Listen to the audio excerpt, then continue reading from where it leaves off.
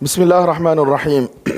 Alhamdulillah Rabbil Alamin. Wassalatu wassalamu ala sayyidil mursalin Muhammad ibn Abdullah wa ala alihi wa sahbihi wa man tabi'ahum bi ihsani ila yaumiddin.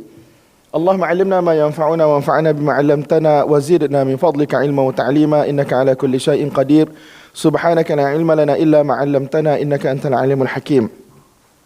Rabbi shrah li sadri wa yassir li amri wahlul 'uqdatam min lisani yafqahu qawli. Amin. Amma ba'd. وبالسند المتصل منا إلى الإمام أبي عبد الله محمد بن إسماعيل البخاري رحمه الله رحمة واسعة ونفعنا بعلومه وعلومكم في الدارين آمين أنه قال باب ما يجوز من ذكر الناس نحو قولهم الطويل والقصير وقال النبي صلى الله عليه وسلم ما يقول ذو اليدين وما لا يراد به شيء الرجل. Bab berkaitan dengan apa yang harus, iaitu tidak dikira sebagai berdosa. Jazakallah khairan, terselamat. Seperti kalau kita sebut berkaitan dengan seseorang, seperti kalau kita sebut at-tawil, panjang ataupun tinggi, ataupun al-qasir, iaitu pendek. Boleh tak kita gelarkan orang dengan gelaran panjang, pendek dan seumpamanya lah. Dan Nabi SAW, sebab benda tu kan dia ada macam unsur-unsur ghibah, iaitu kita sebut satu benda yang mana orang tu tak suka walaupun benda tu benar. Dan Nabi SAW telah bersabda, ma yaqulu dzul yadain, apa yang telah diucapkan oleh dzul yadain. Kemudian, dan apa yang tidak diinginkan dengannya daripada ucapan tersebut, syainur rajul, iaitu untuk memalukan orang tersebut. Seperti kita sebut al-a'raj, al-a'mash, orang yang tempang dan seumpamanya. Tuan-tuan dengar nama ni seperti al-a'mash, al-a'raj. Ini merupakan gelaran-gelaran. Jadi tuan-tuan, secara umumnya kita sebut benda yang mana orang tak suka ni tak boleh lah. Tetapi kalau sampai kepada tahap untuk ta'rif, untuk kita kenalkan dia, maka benda itu dibenarkan. Nampak tak? Benda itu untuk mengenalkan orang, itu dibenarkan. Secara umumnya begitulah.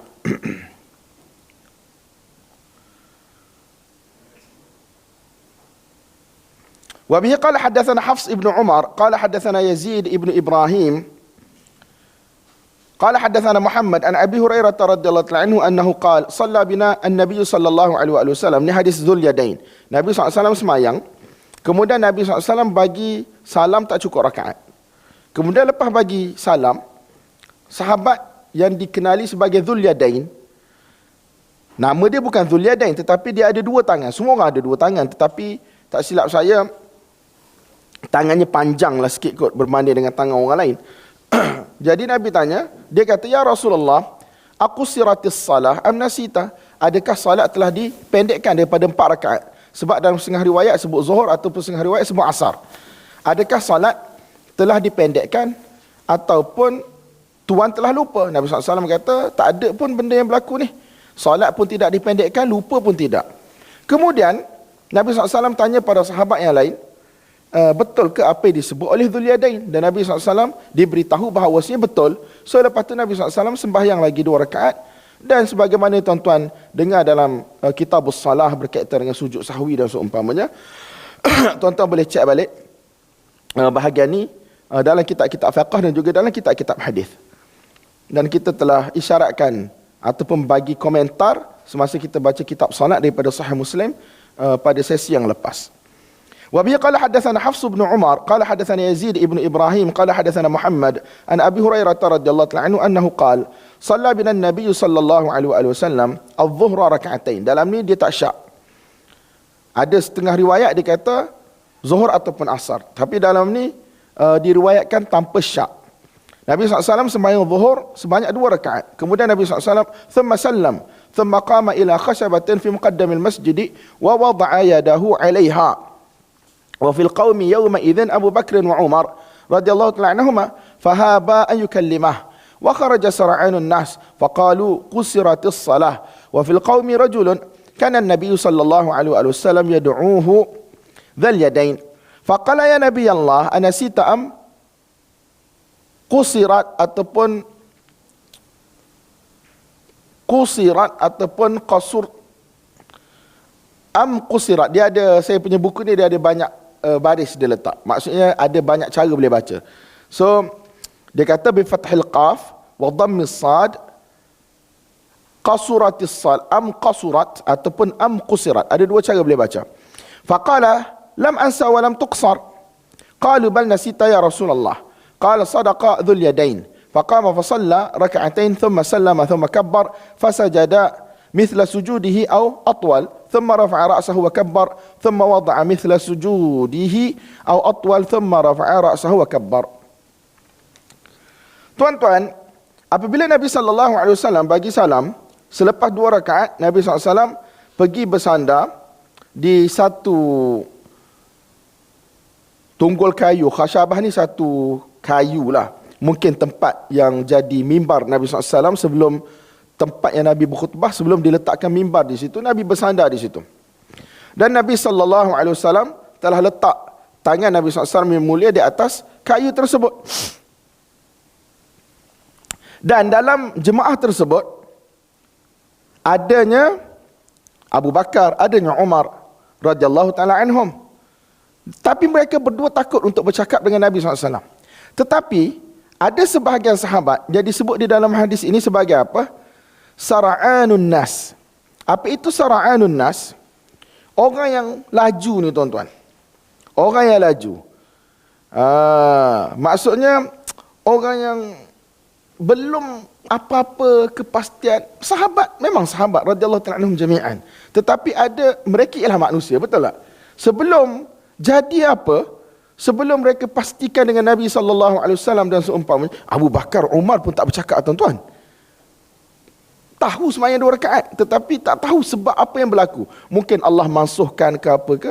Tetapi ada orang yang mana dia keluar daripada masjid, cepat-cepat keluar, mereka berkata qasuratis salah ataupun qusiratis salah. Solat telah diringkaskan.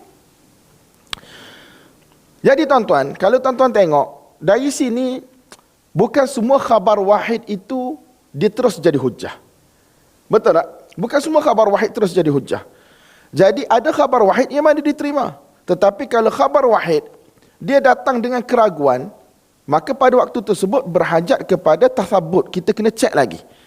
Nampak tak? Sebab tu ulama kata ayat in ja'akum fasiqun binaba'in fatabayyanu, bukan hanya orang fasik sahaja yang kita kena cek khabar mereka. Ini dia panggil kharaja makhrajal ghalib. Kebiasaannya orang fasik ni yang bawa khabar yang tak betul. Tetapi tidak semestinya. Ada je orang yang saleh, ada je orang yang baik, wara', yang mana mereka salah faham. Nampak tak? Sebab tu ulama-ulama hadis selalu mereka kata, jika kamu tengok dalam sanad ada fulan az-zahid, fulan al-wara', fulan yang zahid, yang zuhud, fulan yang wara', faghsil yadaka minhu. Kamu basuhlah tangan kamu daripada riwayat mereka. Maksudnya macam jangan mudah-mudah terima riwayat mereka. Sebab apa? Mereka betul orang saleh, orang wara', ahli ibadat, tetapi hadis bukan bidang mereka.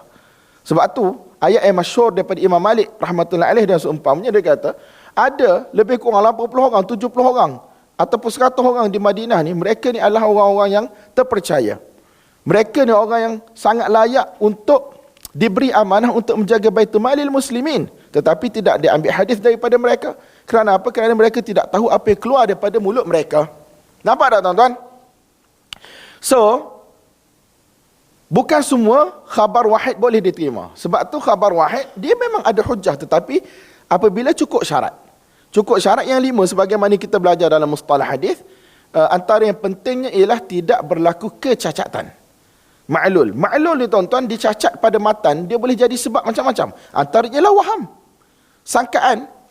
Benda yang mana tak dengar daripada Nabi, Nabi tak cakap, Nabi tak buat declaration apa-apa lagi pun, tetapi dah keluar bagi tahu secara pasti jazam qusiratis salah ataupun qasuratis salah.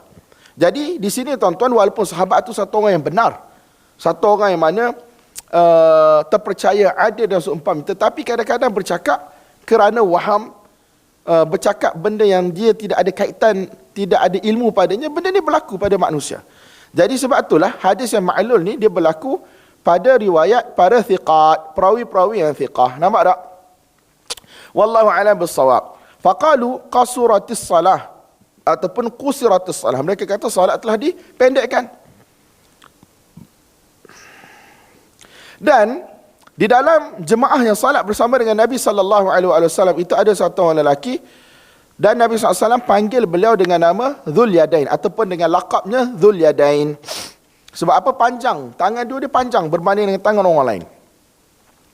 Kemudian lelaki tersebut berkata, wahai Rasul Allah, wahai Nabi Allah, adakah Tuan lupa ataupun solat telah diringkaskan? Nabi SAW kata, aku tak lupa, dan solat tidak diringkaskan, tidak dipendekkan. Kemudian para sahabat yang lain, ini benda ni besar dalam fiqh ni tuan-tuan. Imam, apabila, saya tak naklah masuk dalam bab fiqh, tetapi secara umumnya, imam apabila ditegur, adakah imam kena ikut keyakinan diri dia ataupun teguran makmum? Benda ni dibahas dalam bab fiqh, tuan-tuan kena belajar fiqh. Sebab sekarang Nabi ikut, kalau ikut mazhab kita, Nabi ikut bukan hanya semata-mata kerana Dhul Yadain yang kata Nabi SAW semayang 2 rakaat, tetapi jamaah sahabat qalu bal nasita ya Rasulullah. Ya Rasulullah, bahkan Tuan telah lupa. Jadi bila datang jemaah yang ramai bagi tahu lupa, jadi yakinlah imam bahawasanya rakaat dia tak cukup. Nampak tak? Kemudian Nabi SAW kata, sadaqa Dhul Yadain, benarlah Dhul Yadain punya kenyataan.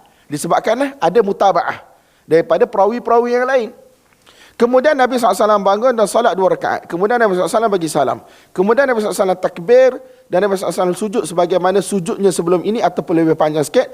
Kemudian Nabi SAW angkat kepala baginda yang mulia, Nabi takbir. Kemudian Nabi SAW sujud sekali lagi seperti sujud sebelum ini ataupun lebih panjang sikit. Kemudian Nabi SAW angkat kepala baginda yang mulia, Nabi SAW takbir, bagi salam. Sebagaimana tuan-tuan tahu berkaitan dengan sujud sahwi. Jadi Nabi SAW panggil lelaki tersebut Dhul Yadain. Itu tidak ada masalah tuan-tuan. Sebab Nabi SAW bukanlah untuk menghina ataupun mencela dia. Nampak tak tuan-tuan? Sebab memang lelaki itu dikenali sebagai Dhul Yadain. Babul ghibati wa qawlillahi ta'ala wa la yaghtab ba'dukum ba'da ayuhibbu ahadukum an ya'kula lahma akhihi maitan fakarihtumuh wattaqullaha innallaha tawwabur rahim. Bab berkaitan dengan mengumpat. Dan firman Allah Subhanahu wa taala, janganlah sebahagian kamu mengumpat sebahagian yang lain. Adakah seseorang dalam kalangan kalian suka untuk makan daging saudaranya yang telah mati? Nescaya jawapannya ialah kamu tidak akan suka. Dan hendaklah kalian bertakwa kepada Allah Subhanahu wa taala, sesungguhnya Allah Subhanahu wa taala Maha menerima taubat dan Maha pengampun ataupun Maha mengasihani. Ta'rif ghibah ni tuan-tuan ialah zikrul muslim ghairil mu'lini bifujurihi fi ghaibatihi bima yakrahu walau bighamzin aw bikitabatin aw isyarah. Kita sebut satu berkaitan dengan satu orang muslim yang mana dia tidak menzahirkan dosa yang dia lakukan.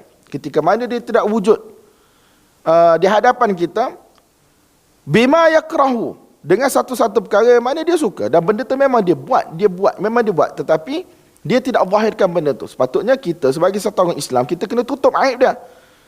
Walau bi ghamzin atau bi kitabatin atau isyarah, walaupun dengan sindiran ataupun dengan tulisan ataupun dengan isyarat, semua benda yang memberi faham kepada orang, maka ini termasuk di dalam ghibah yang diharamkan oleh Allah Subhanahu wa taala. Imam Nawawi rahmatullahi alaih kata, wa mimman yasta'milu at-ta'rid fi dhalika kathirun min al-fuqaha fi at-tasanif wa ghayriha ka qawlihim qala ba'd man yad'i al-ilm aw ba'd man yunsabu ila as-salah aw nahwu dhalik mimma yafhamu as-sami' al-murada bihi wa minhu qawluhum 'inda dhikri Allahu yu'afina wa nahwi illa an yakuna dhalika nushan li talibi shay'in la ya'lamu aibahu wa nahwu dhalik. Jadi termasuk dalam ghibah, ada orang dalam tulisan dia kata bukan sebagaimana yang ditulis oleh orang yang mendakwa berilmu itu, ataupun orang yang mana dinisbahkan kepada kesalehan dan seumpamanya, tetapi orang tahu dituju pada siapa. Macam zaman sekarang tuan-tuan, kan kita bila ada Facebook, Twitter dan seumpamanya, kita tahu isu yang sedang berlaga dan kita cakaplah orang tu tak baca, orang tu tak kaji, benda-benda macam ni. Ini semua termasuk di dalam ghibah. Nampak tak tuan-tuan? Ini semua termasuk di dalam ghibah, kecuali kata Imam Nawawi, jika niatnya adalah untuk memberi nasihat kepada penuntut ilmu supaya tidak supaya tidak terpedaya dengan orang tersebut. Disebabkan oleh orang ni sebenarnya dia tak layak untuk jadi guru. Orang ni dia tak layak untuk jadi murabbi. Orang ni tak layak untuk diambil ilmu ataupun untuk diambil nasihat amal daripadanya kerana kerosakan dalaman dia. Nampak tak? Kerana kerosakan dalamannya. Itu dibenarkan. Dan Imam Bukhari rahmatullahi alaih bawa ayat ni sebagaimana tuan-tuan tahu dalam surat Al-Hujurat. Wala yaktab ba'dukum ba'da. Ini semua benda yang ma'ruf. Wallahu alam bissawab. وابي قال حدثنا يحيى قال حدثنا وكيع عن الأعمش يعني الأعمش قال سمعت مجاهدا يحدث عن طاووس عن ابن عباس رضي الله عنهما أنه قال الأعمش nama beliau yang sebenarnya ialah Sulaiman ibn Mihran al-A'mash قال سمعت مجاهدا يحدث عن طاووس عن ابن عباس رضي الله عنهما أنه قال مر رسول الله صلى الله عليه وآله وسلم على قبرين فقال إنهما لا يعذبان وما يعذبان في كبير أما هذا فكان لا يستتر من بوله وأما هذا فكان يمشي بالنميمة ثم دعا بعسيب رطب فشقه باثنين فغرس على هذا واحدا وعلى هذا واحدا ثم قال لعله يخفف عنهما ما لم ييبسا. Hadis masyhur tuan-tuan, Nabi SAW melalui dua perkuburan ataupun dua kubur dan Nabi SAW bagi tahu mereka berdua sedang diazab di dalam kubur. Dan sebab mereka diazab bukanlah pada benda yang susah pun. Benda yang mudah. Tetapi mereka tidak jaga benda tersebut. Yang pertama, dia tidak bersuci daripada kencing dia dengan baik. Dia ambil mudah tentang istinja dia. Mungkin dia tak basuh dengan elok, ataupun dia tidak istinja dengan elok, ataupun dia kencing bersepah-sepah sampai kena pakaian dia dan seumpamanya, menyebabkan solat dia jadi tak sah lah tuan-tuan. Daripada benda kecil membawa kepada satu benda yang besar. Padahal benda tu senang je. Buang air dengan elok, istinja dengan elok bukan satu benda yang susah pun. Adapun yang kedua, yamshi bin namimah. Dia berjalan mengadu domba. Jadi walaupun dalam tajuk disebut tentang ghibah, tetapi namimah ni sebagai kata ulama dia ada kaitan juga dengan ghibah. Iaitu sebut benda yang orang tak suka. Cumanya dia panggil umum khusus wajhi. Apa perkaitan antara ghibah dengan namimah? Ulama kata umum khusus wajhi. Saya tak nak bahas panjang istilah mantik, cumanya ada perkaitan antara ghibah dan namimah, iaitu mereka dua-dua benda ni sebut benda yang orang tak suka. Cumanya namimah dia ada satu benda lebih, iaitu biasanya dia sebut benda yang orang tak suka ni tujuan dia adalah untuk merosakkan. Untuk merosakkan, memudaratkan orang yang mana diumpati. Kadang-kadang ghibah ni tuan-tuan, kita bersembang dengan kawan kita, kita mengumpat kawan kita mengumpat benda yang benar. Betul tak? Tetapi tidaklah sampai kepada tahap memudaratkan dia. Nampak tak? Tak sampai tahap memudaratkan dia. Kita kata, nanti tu bangun lambat semua. Tak apa-apa melambat ni, aku tunggu saing. Nanti tu bangun lambat semua. Kalau dia dengar, dia tak suka. Tetapi tidaklah ada mudarat. Nampak tak tuan-tuan? So dia tidak sampai kepada tahap namimah. Tetapi benda tu berdosa, benda tu haram. Bahkan sebahagian ulama mengira ghibah ini sebagai kabirah minal kabair, antara dosa yang besar. So apa yang berlaku tuan-tuan? Dalam tajuk sebut ghibah, tetapi di sini sebut an-namimah. Nampak tak? Sebab ada perkaitan antara ghibah dan juga namimah dari sudut apa? Kita sebut benda yang wujud pada seseorang dan memang orang tu tak suka kalau dia tahu benda tu. Kita sebut berkaitan dengan benda tu. Tetapi dia berbeza daripada namimah dari satu sudut. Namimah ni memang kita bawa cerita kepada orang untuk merosakkan orang tu. Nampak tak? Kita mengadu kepada ustaz, kita mengadu kepada siapa-siapa je lah, pentadbiran ke apa. Padahal benda tu kita sepatutnya tutup aib dia. Nampak tak tuan-tuan? Jadi mungkin menyebabkan budak tu kena buang universiti, kena buang kolej, kena buang kerja dan seumpamanya. Jadi benda-benda ni tuan-tuan, adalah satu perkara yang sangat besar dosa dia. Dan nanti akan datang bab-bab berkaitan dengan dosa namimah. Bahkan ada ulama kata, benda kerosakan yang disebabkan oleh namimah boleh berlaku dalam masa satu hari. Benda yang mana tidak dirosakkan oleh sihir. Sihir ambil masa sebulan untuk rosakkan orang. Namimah boleh rosakkan orang dalam masa satu hari. Namimah satu benda yang besar tuan-tuan, bukan satu benda kecil. Sampai Nabi SAW kata tidak akan masuk syurga namam, Orang yang mana carry tales, bawa cerita ni, ataupun dipanggil juga sebagai Dhul Wajhain. Orang yang ada dua rupa, pergi pada orang ni bawa cerita orang ni, pergi pada orang ni bawa cerita orang ni. Ini semua ni tuan-tuan, tidak akan masuk syurga. Kalau dia halalkan, jadi kafir. Kalau dia tak halalkan, dia tidak bertaubat dan Allah SWT tidak ampunkan dia, dia akan masuk syurga lambat. Nampak tak? So, kemudian Nabi SAW telah minta satu pelepah tamar yang masih lagi hijau, dan Nabi SAW telah belah kepada dua bahagian, dan Nabi SAW telah pacakkan di atas kedua-dua kubur tersebut. Kemudian Nabi SAW bagi tahu, la'allahu yukhaffafu anhuma, semoga disebabkan oleh pelepah tamar ini akan diringankan azab mereka berdua selagi mana ia tidak kering. Jadi tuan-tuan, berkaitan dengan hadis ini adakah khusus untuk Nabi, bukan khusus untuk Nabi, Wahabi ke tak Wahabi, tuan-tuan boleh tengoklah apa orang panggil siri diskusi antara Ustaz Qarni dengan Ustaz Hazar. Betul tak? Saya tak tengok lagi, tengok sikit-sikit. Kalau tengok confirm sakit hati. Bab qaulin Nabi sallallahu alaihi wasallam khairu duril ansar, sebaik-baik kawasan ataupun kabilah orang Ansar. Jadi dalam hadis ni ada disebut siapakah sebaik-baik kabilah Ansar, iaitu Banu Najjar. Disebut dalam hadis, cuma di sini Imam Bukhari dia tak habiskan hadis tu. Cuma kita nak kena tahu apa perkaitan hadis yang dibawa dengan tajuk bab. Wa bihi qala hadatsana Qabisah qala hadatsana Sufyan an Abi Zinad an Abi Salamah an Abi Usaid As-Sa'idi radhiyallahu anhu annahu qala qala an-nabiy sallallahu alaihi wasallam khairu duril ansar Banu Najjar.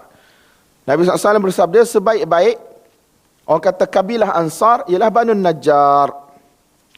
Jadi orang tanya, apa kaitan bab ini tiba-tiba berada di tengah-tengah kitab yang berkaitan dengan ribah, kemudian selepas ni apakah ribah yang dibenarkan dan seumpamanya. Kenapa Banu Najjar ni tuan-tuan sebaik-baik kabilah Ansar? Kata Ibnu Qutaibah, Banu Najjar ni, mereka ni antara yang paling awal masuk Islam. Dan Allah Subhanahu wa taala telah puji mereka di dalam ayat Quran, was-sabiqunal awwaluna minal muhajirin wal ansar. Kata Al-Qastallani rahimahullah, apakah munasabah bab ini diletak di antara dua bab berkaitan dengan ghibah? Sebab apa tuan-tuan? Bila Nabi puji Bani Najjar, maksudnya mungkin orang lain akan terasa hati, dan orang lain akan tak suka, betul tak? Puji satu puak-puak yang lain akan tidak suka. Jadi bila tidak suka, mungkin orang akan anggap benda ni macam ghibah lah. Kita sebut benda yang orang tak suka. Walaupun tidak sebut nama mereka secara khusus, tetapi puji satu puak, maksudnya seolah-olah kita mengkritik puak yang lain. Ginilah mudah. Satu orang, satu pasangan, parents, ada 3-4 orang anak. Setiap kali jumpa orang, dia akan puji anak dia yang pertama je sebagai contoh. Oh, cerdik, ataupun masuk universiti, pandai, dapat beasiswa itu ini. Tetapi dia ada anak lagi 2-3 orang yang lain. Tidak dihina pun. Tetapi tuan-tuan rasa 2-3 orang ni tak akan terasa hati ke? Ghalib-ghalibnya akan terasa hati. Asyik puji Along je, ataupun asyik puji bongsu je. Betul tak? Jadi ini orang kata cara mudah nak faham. Jadi walaupun tidak kritik ataupun tidak cakap apa pun pada orang yang mana tidak disebut di dalam hadis tersebut ataupun di dalam percakapan kita, orang tu terasa hati. Jadi terasa hati, mungkin orang kata benda tu adalah ghibah. Nampak tak? Benda tu adalah ghibah. Cumanya Nabi SAW dia tak berlaku ghibah lah, sebab Nabi memang dia nak puji. Memang Nabi nak puji, memang nak highlight. Orang lain terasa hati, tak terasa hati, itu cerita lain. Sebab Nabi SAW nak highlight benda yang benar. Nampak tak? Sebab Nabi nak zahirkan kedudukan Bani Najjar di kalangan orang Ansar. Dan Allah memuji, was-sabiqunal awwaluna minal muhajirin wal ansar. Orang-orang yang awal masuk Islam daripada golongan muhajirin dan juga golongan Ansar. Walaupun dari satu sudut, semuanya yang masuk Islam awal ke masuk Islam lambat kan, semuanya ada kebaikan dia. Sebagaimana Allah Subhanahu Wa Taala sebut di dalam surah apa yang tuan-tuan? Surah Hadid. Tidak akan sama sekali-kali orang yang mana beriman sebelum pembukaan kota Mekah dan orang yang beriman selepas pembukaan kota Mekah. Tidak akan sekali-kali sama. Orang berbelas tahun dengan Nabi sallallahu alaihi wasallam, berkorban harta, benda, nyawa dan seumpamanya, dan orang yang masuk Islam selepas kota Mekah, pemuka-pemuka Quraisy dan seumpamanya. Tetapi Allah Taala kata apa? Wa kullan wa'adallahu al-husna. Semua mereka, tak kiralah sebelum Fatah Mekah ataupun selepas Fatah Mekah, semua Allah janjikan kebaikan untuk mereka, itu Allah janjikan syurga. Tetapi tidak bermakna mereka sama dari sudut martabat. Betul tak tuan-tuan? Wallahu a'lam bis-shawab. So dalam kes ni, bila Nabi SAW kata khairu duril ansar Banu Najjar, mungkin ada sebahagian orang tak suka, tetapi Nabi tidak ribah walaupun orang tak suka, sebab Nabi sedang memberitahu kedudukan Banu Najjar. Sebab apa? Sebab mereka ni awal masuk Islam. Jadi di situ ada nasihat kepada orang lain ataupun ada pengajaran yang nak disampaikan. Jadi apa-apa pun kita kena musara'ah, kita kena cepat-cepat, kita kena berlumba-lumba untuk melakukan kebaikan supaya kita dapat fadilat yang besar di sisi Allah Subhanahu wa taala. Nampak tak? Bab yang seterusnya, bab ma yajuzu min igtiyabi ahli al-fasadi war-riyab. Bab harus untuk kita mengumpat ataupun menyebut keburukan orang yang mana melakukan kerosakan ataupun orang yang mana kita ada kesangsian terhadapnya. Riyab ialah jamak bagi ribah, iaitu kesangsian. Nampak tak? Orang ni suspicious. Betul dia ni ada masalah ke tak? Benda tu kita kena bagi tahulah tuan-tuan. Kalau kita semua nak salamatus sadar, kita nak jadi orang baik semata-mata, kita akan kena tipu. Nampak tak tuan-tuan?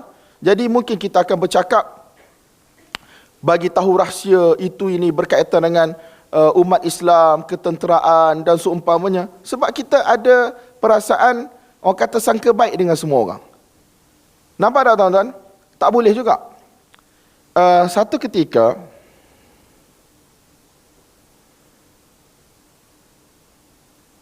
ada orang datang jumpa saya, dia nak minta sedekah, standard lah. Dia kata dia daripada Pakistan ke Afghanistan ke apa, nak buka madrasah itu ini macam-macam. Cerita lama dah, 20 tahun lebih.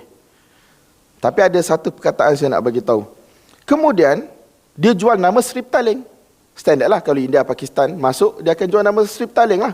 Masjid Jami' Sri Petaling sebab markas tabligh. Jadi dia minta duit. Saya bagi masa tu, saya kat bank. Saya bagi RM10. Student kot, 20 tahun lepas.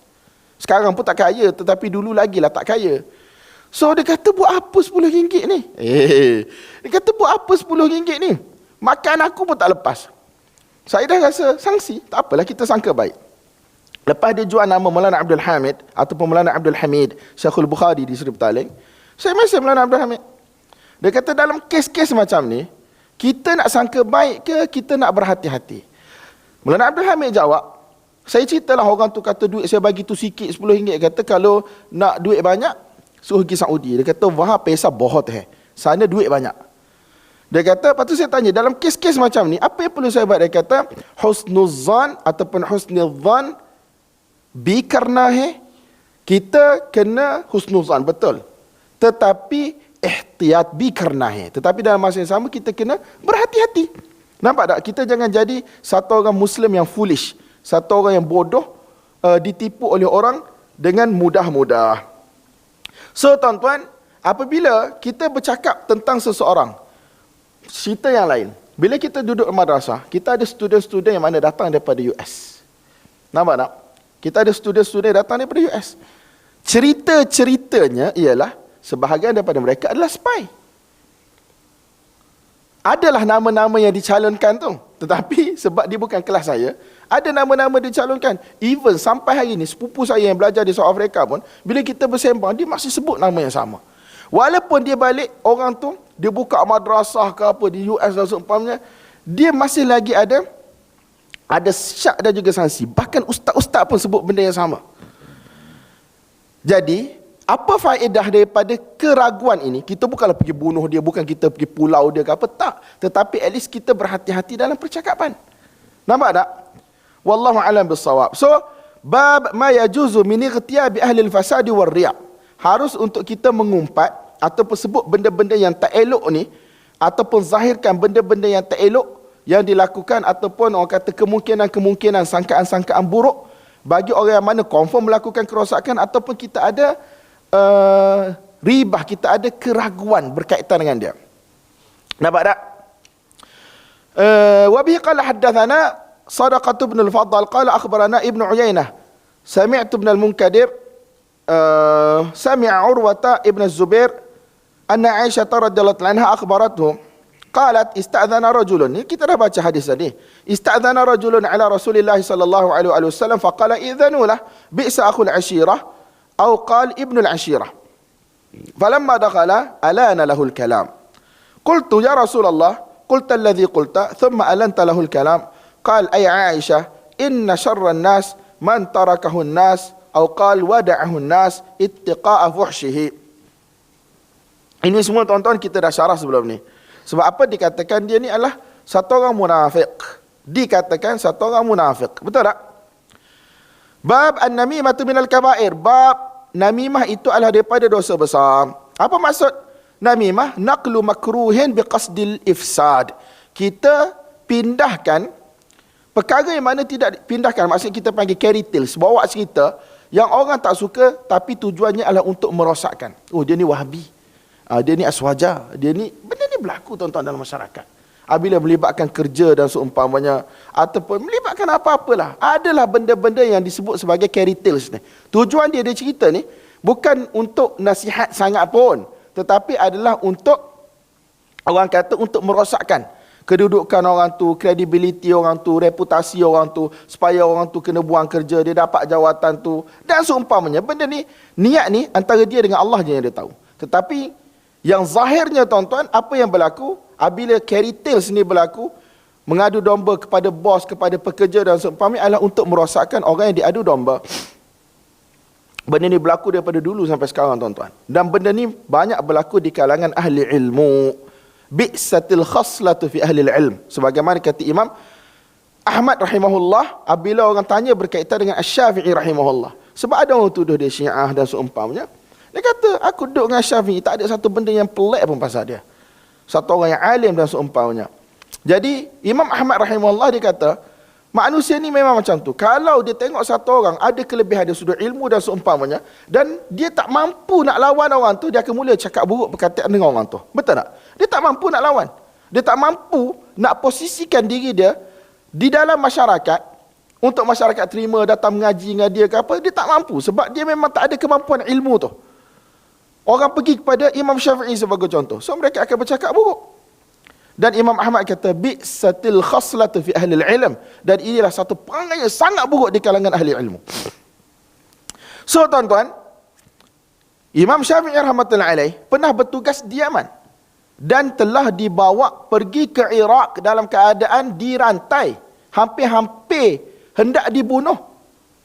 Kalaulah bukan Allah Subhanahu Wa Taala selamatkan dia. Dan Muhammad ibn Hasan al-Syaibani, anak murid Abu Hanifah rahmatullahi alaih, yang macam bagi syafaat di hadapan pemerintah pada waktu tersebut. Saya tak ingat pemerintah siapa, Harun al-Rashid ke, saya tak ingat. Tetapi dibawa dalam keadaan dirantai daripada Yaman pergi ke Iraq. Nampak tak tuan-tuan? Sebab ada orang buat cerita, dipanggil satu lagi, dipanggil si'ayah. Si'ayah ni tuan-tuan, usaha untuk mengadu domba kepada pihak pemerintah dan seumpamanya, sehingga dipanggil oleh pemerintah, dipenjarakan dan seumpamanya. Apa yang berlaku kepada Syekhul Islam Ibn Taymiyah rahimahullah, benda yang sama. Berdebat banyak kali di Damsyik. Ibn Taymiyah menang. Qadi yang berada pada waktu tersebut kata Ibn Taymiyah berada atas akidah salaf dan seumpamanya. Tetapi ada orang tak puas hati kat Mesir. Panggil pergi Mesir. Last kali masuk penjara bertahun-tahun. Tuan-tuan baca sirah Syekhul Islam Ibn Taymiyah rahmatullahi alaih. Ditulis oleh Al-Zahabi, Ibn Kathir dan orang-orang lain. Banyak lagi tuan-tuan. Bahkan ada kitab-kitab yang khusus yang ditulis berkaitan dengan Mihan Syekhul Islam Ibn Taymiyah. Asalnya tuan-tuan adalah, tak tahulah isu apa, isu mansib, jawatan ke apa, tetapi apa dia panggil, dibungkus dengan isu akidah, isu fiqh dan seumpamanya. Bila berdebat, kalah debat, tetapi masih lagi guna kuasa. Sehingga kan apabila pemerintahan berubah, apa yang berlaku? Orang yang mana duk cakap buruk pasal Ibn Taymiyah supaya dipenjara dan seumpamanya, hendak dibunuh oleh pemerintah yang baru. Dan last kali dia datang berlindung di rumah Ibn Taymiyah rahimahullah.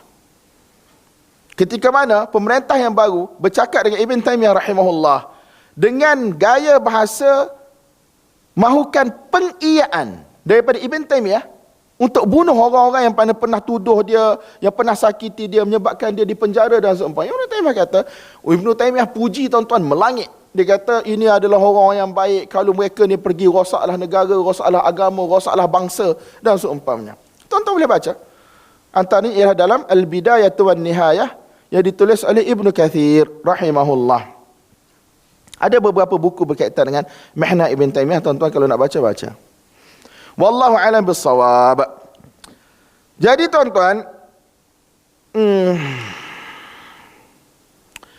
bab an-namimah minal kabair. Namimah ni adalah daripada kabirah. Jadi tuan-tuan, apabila ada orang buat namimah, apa yang perlu kita tahu? Bila orang datang mengadu domba kepada kita, biasanya dia akan mengadu domba, dia kata, fulan-fulan bercakap pada engkau. Ada beberapa kewajipan yang kita perlu buat. Yang pertama, kita jangan benarkan dia sebab dia satu orang fasik. Orang yang mana datang bawa cerita ni ialah satu orang yang fasik. Dan kita tidak dibenarkan untuk membenarkan orang yang fasik. Kemudian, kita kena bagi nasihat pada dia, kita kena larang dia daripada melakukan perbuatan tersebut. Kita bye, stop. Kan? Jangan kamu buat lagi benda ni.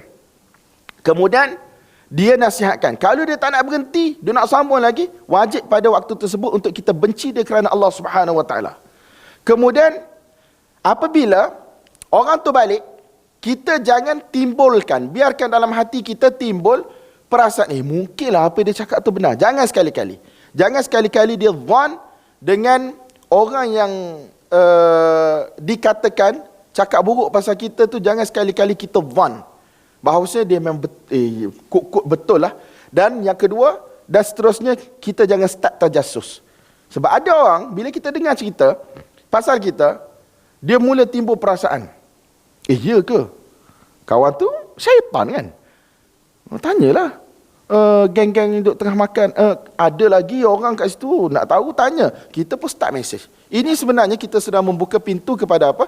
Kepada kerosakan untuk diri kita dan juga mereka. Sebab syaitan sukalah benda ni. Sebab dia akan menyebabkan pergaduhan, qati'atul rahim dan seumpamanya. Kemudian haram untuk kita cek benda tu. Kemudian kita pula jangan jadi namam. Kita pergi kepada orang si A lah kata, yang dikatakan mengata kita, si B sampaikan kepada kita, kita pula pergi kepada si A. Kita kata, kau tahu tak, B datang cerita pasal kau pada aku. Jadi benda ni jadi berlega-lega dalam masyarakat. Benda ni akan merosakkan. Nampak tak tuan-tuan? Jadi boleh membawa kepada pembunuhan, pecah belah dalam masyarakat dan seumpamanya. Saya ada satu kaedah. Kalau orang nak mengumpat saya, lantak kau lah, aku ada mulut, aku boleh mengumpat kau. Jadi kita bagi umpat lah. Jadi dia berhenti kat situ saja. Nampak tak? Sebab apa tuan-tuan? Orang yang mana dia suka mengumpat orang, tetapi dia pantang orang umpat dia, dia ada satu masalah besar dalam hidup dia. Sebab dia rasa dia perfect, dia rasa dia sempurna. Orang lain tak boleh sentuh aku je boleh sentuh orang. Jadi tuan-tuan, lainlah kalau benda itu bersifat buhtan, fitnah dengan erti kata benda direka-reka, itu cerita lain lah. Tetapi kata, dia tu kecek je pandang, tak pergi sembahyang Jumaat pun, dah kita tak pergi. Ngaku je lah, tobat je lah. Kalau tu sembahyang Jumaat tu wajib pada kita, mazhab Syafi'i tak wajib pun, fardu kifayah. Dia kata, dia tu mengajar saja je, baca kitab salah, sembahyang Jumaat pun tak pergi. Patut kita nak rasa marah buat apanya? Biarlah, dia ada mulut. Betul tak? Sepatutnya kita kena apa? Kita kena koreksi diri kita lah. Paling jahat sikit pun kata, pun serupa juga. Bodoh. Tak? Gitulah, badilah orang mulut bodoh. Tetapi jangan sampai kepada tahap namimah. Nampak tak? Sebab dia akan merosakkan masyarakat. Jumpa tengah jalan, walaupun kita kata, dia ni mengumpat engkau, buat cerita pasal, tak. Jumpa tengah jalan, Assalamualaikum, khalas. Tak wajib pun untuk kita duduk makan dengan dia, pelum, cium pipi, cium mulut, apa semua, tak perlu. Betul tak? Jumpa kat masjid, Assalamualaikum warahmatullahi, khalas. Kan? Belakang Allah krebih tak? Itu je lah. Nampak tak tuan-tuan? Wallahu a'lam bissawab. Wa bi qala hadatsana Ibnu Salam qala akhbarana Abidah Ibnu Humaid Abu Abdurrahman an Mansur an Mujahid an Ibnu Abbas radhiyallahu anhuma annahu qala, hadis sama juga, kharajan Nabi sallallahu alaihi wasallam min ba'di hitanil Madinah fasami'a sawta insanain yu'adzaban fi quburihima فقال يعذبان وما يعذبان في كبيرة وإنه لكبير كان أحدهما لا يستتر من البول وكان الآخر يمشي بالنميمة ثم دعا بجريدة فكسرها بكسرتين أو ثنتين فجعل كسرة في قبر هذا وكسرة في قبر هذا فقال لعله يخفف عنهما ما لم ييبسا. Jadi riwayat ini dibawa sebab ada perkataan wa ma yu'adzaban fi kabirah. Mereka tidak diazab. Mereka berdua tidak diazab pada benda yang besar. Maksudnya bukan benda yang susah. Benda senang nak buat. Namimah tutup mulut. Tak payah berjalan pergi jumpa orang bawa cerita. Letih tuan-tuan nak cerita ni. Betul tak? Kena pergi berjalan, mungkin kena bawa minuman, makanan, buah tangan dulu nak buka cerita ni. Ataupun juga kita pergi kedai.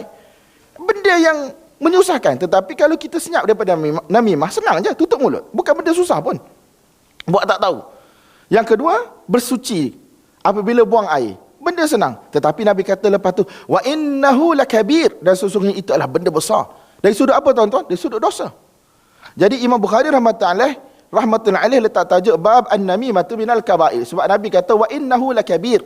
Itu ialah satu benda yang besar. Nampak tak ni tuan-tuan? Nampak sungguh kau Simon ni.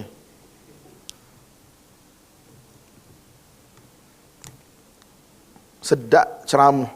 Oh, cerita pasal mengumpat, pasal namimah. Hak tu 10 je boleh. Tapi kita kepala pengak sekali. Tahu kepala pengak? Hak duduk depan sekali. Bab yang seterusnya, bab ma yukrahu minan namimah wa qawlihi ta'ala hammazim masya'in binamim wa wailun likulli humazatin lumazah yahmizu wa yalmizu ya'ib. Bab berkaitan dengan tidak disukai namimah. Bismillah. Ikut mo ya. Mesin ni. Susu apa dia letak dalam ni? Tuan-tuan janganlah rasa saya tak ada duit nak belanja tuan-tuan. Jadi maafkanlah saya. Astaghfirullahalazim. Jadi tuan-tuan, bab ma yukrahu minan namimah wa qawlihi ta'ala hammazin masya'in binamim wa wailul likulli humazatin lumazah yahmizu wa yalmizu ya'ib, iaitu mengaibkan. Tapi adalah beberapa tafsiran lagi berkaitan dengan humazah dan juga lumazah. Antara yang disebut ialah kalau humazah ni kita aibkan dia di depan dia, kalau lumazah ni kita aibkan di belakang. Dan ada juga yang kata lumazah ni kalau kita guna mulut ataupun mata buat isyarat.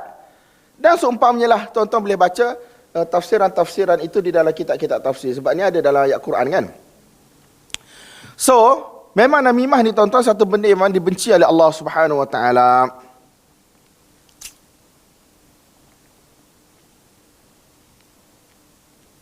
Wa bihi qala hadatsana Abu Nu'aim qala hadatsana Sufyan an Mansur an Ibrahim an Hammam annahu qala kunna ma'a Hudzaifah radhiyallahu anhu faqila lahu inna rajulan yarfa'u al-hadits ila Uthman radhiyallahu anhu. فقال حذيفة رضي الله عنه سمعت النبي صلى الله عليه وسلم يقول لا يدخل الجنة قتات. Ada satu orang bagi tahu kepada Hudzaifah radhiyallahu anhu bahawa ada orang yang mana mengadu domba kepada Sayyidina Uthman radhiyallahu anhu. Nampak tak? Maka Hudzaifah radhiyallahu anhu mudah jawapan dia. Nabi SAW bersabda la yadkhulul jannata qattat, tidak akan masuk ke dalam surga qattat. Siapa tu qattat? Namam. Dua-dua ni di sisi majoriti ulama memberi maksud yang sama. Bab qaulillahi ta'ala wajtanibu qaulaz zur. Bab firman Allah Subhanahu wa taala hendaklah kalian semua menjauhi qaulaz zur. Kita dah bahas panjang lebar semalam. Qaul ni dia umum tuan-tuan. Qaul ni dia umum. Apa sahaja percakapan. Sama ada melibatkan kekufuran ke, melibatkan pendustaan ke, apa ke, memang itu ialah qauluz zur. Cuma yang paling teruk lagi ialah syahadatuz zur, iaitu persaksian dusta. Sebab persaksian ni tuan-tuan biasanya dia akan melibatkan hukuk, dia akan melibatkan hak. Mungkin kita menzalimi orang sampai dia kena bunuh, sampai dia kena masuk penjara, ataupun harta dia diambil, ataupun dia diharamkan daripada harta dia dan seumpamanya. Kita dah bahas panjang lebar semalam benda ni. وبه قال حدثنا أحمد بن يونس قال حدثنا ابن أبي ذئب عن المقبوري عن أبيه عن أبي هريرة رضي الله عنه عن النبي صلى الله عليه وسلم أنه قال من لم يدع قول الزور والعمل به والجهل فليس لله حاجة أن يدع طعامه وشرابه. قال أحمد أفهمني رجل إسناده. Jadi tuan-tuan, dalam riwayat ini Ahmad ibn Yunus, dalam riwayat ini Abu Hurairah radhiyallahu anhu bagi tahu bahawa Nabi SAW telah bersabda. Ini berkaitan dengan puasa, tuan-tuan. Nabi kata, sesiapa yang mana tidak meninggalkan qaulaz zur. Qaulaz zur ialah percakapan yang dusta.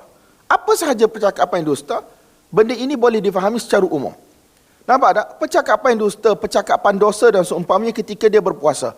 Wal amala bihi, dan beramal dengan benda-benda yang dusta. Nampak tak? Bercakap ataupun beramal benda-benda yang dusta, benda-benda yang bersifat dosa. Dan juga al-jahal. Al-jahal di sini apa maksud dia, tuan-tuan?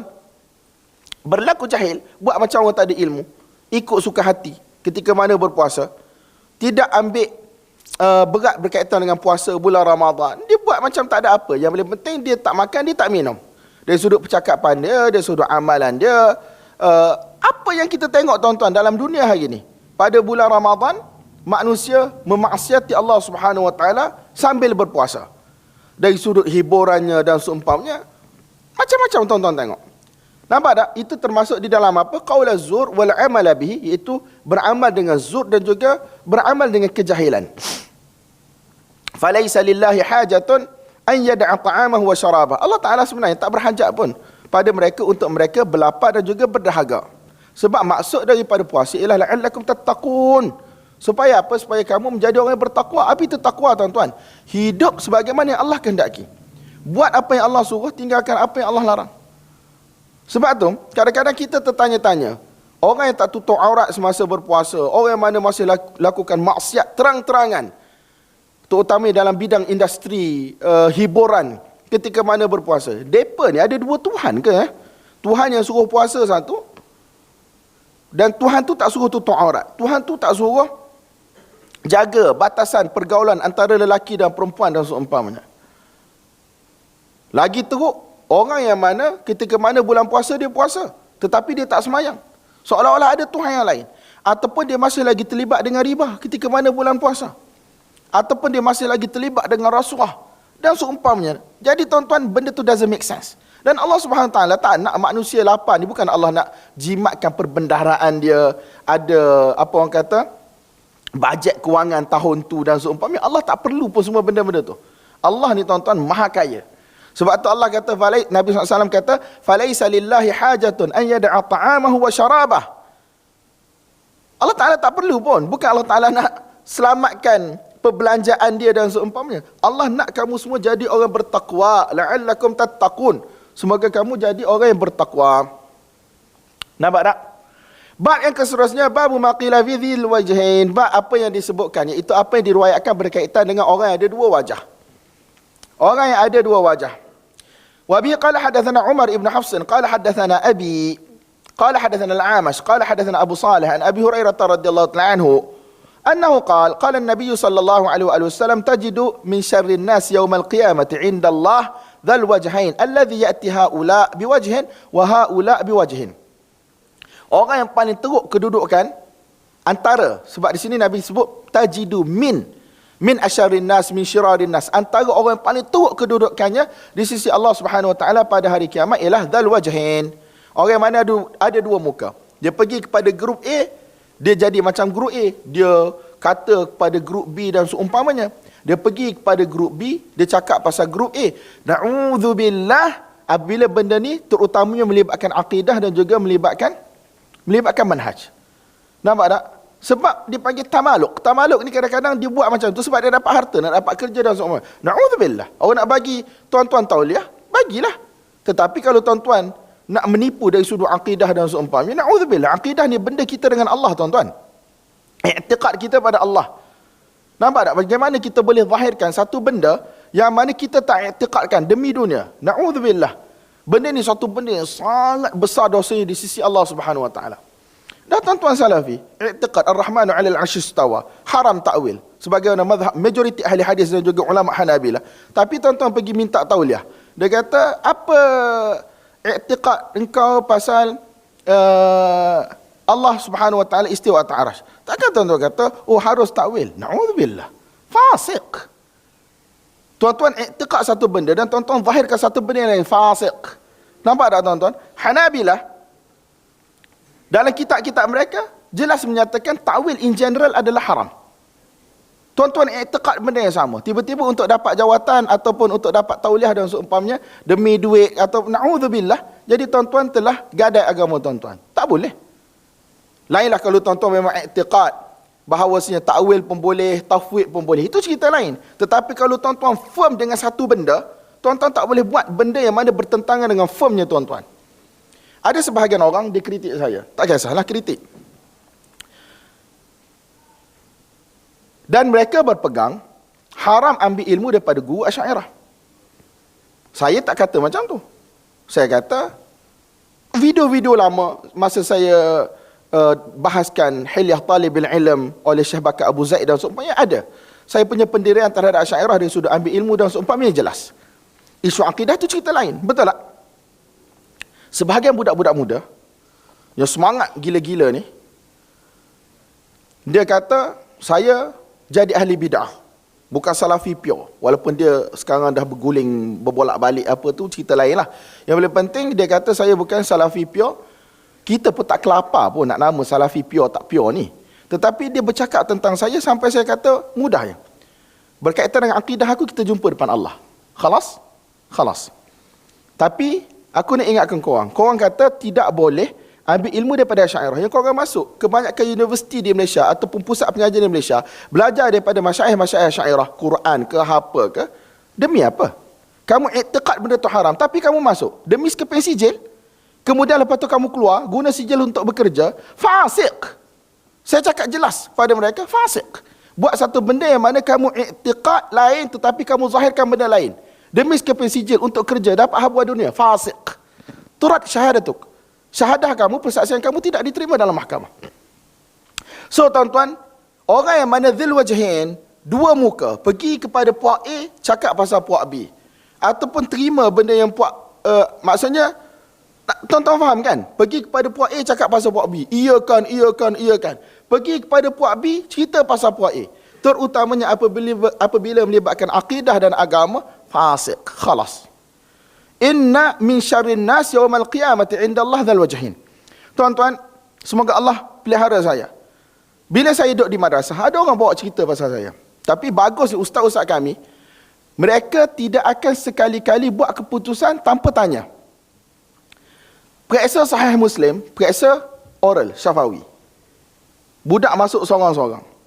Bila saya sampai depan ustaz, saya tidak ditanya berkaitan dengan Sahih Muslim, saya ditanya berkaitan dengan akidah saya. Saya kata, ustaz, dengar daripada siapa? Tapi ustaz takkan bagi tahu nama. Itu masalah dia. Sebab kita tak tahu siapa yang bagi tahu cerita. Dia kata, orang datang cerita pasal kau. Tetapi, mereka tunjuk video pun aku tak faham bahasa Melayu. Betul tak?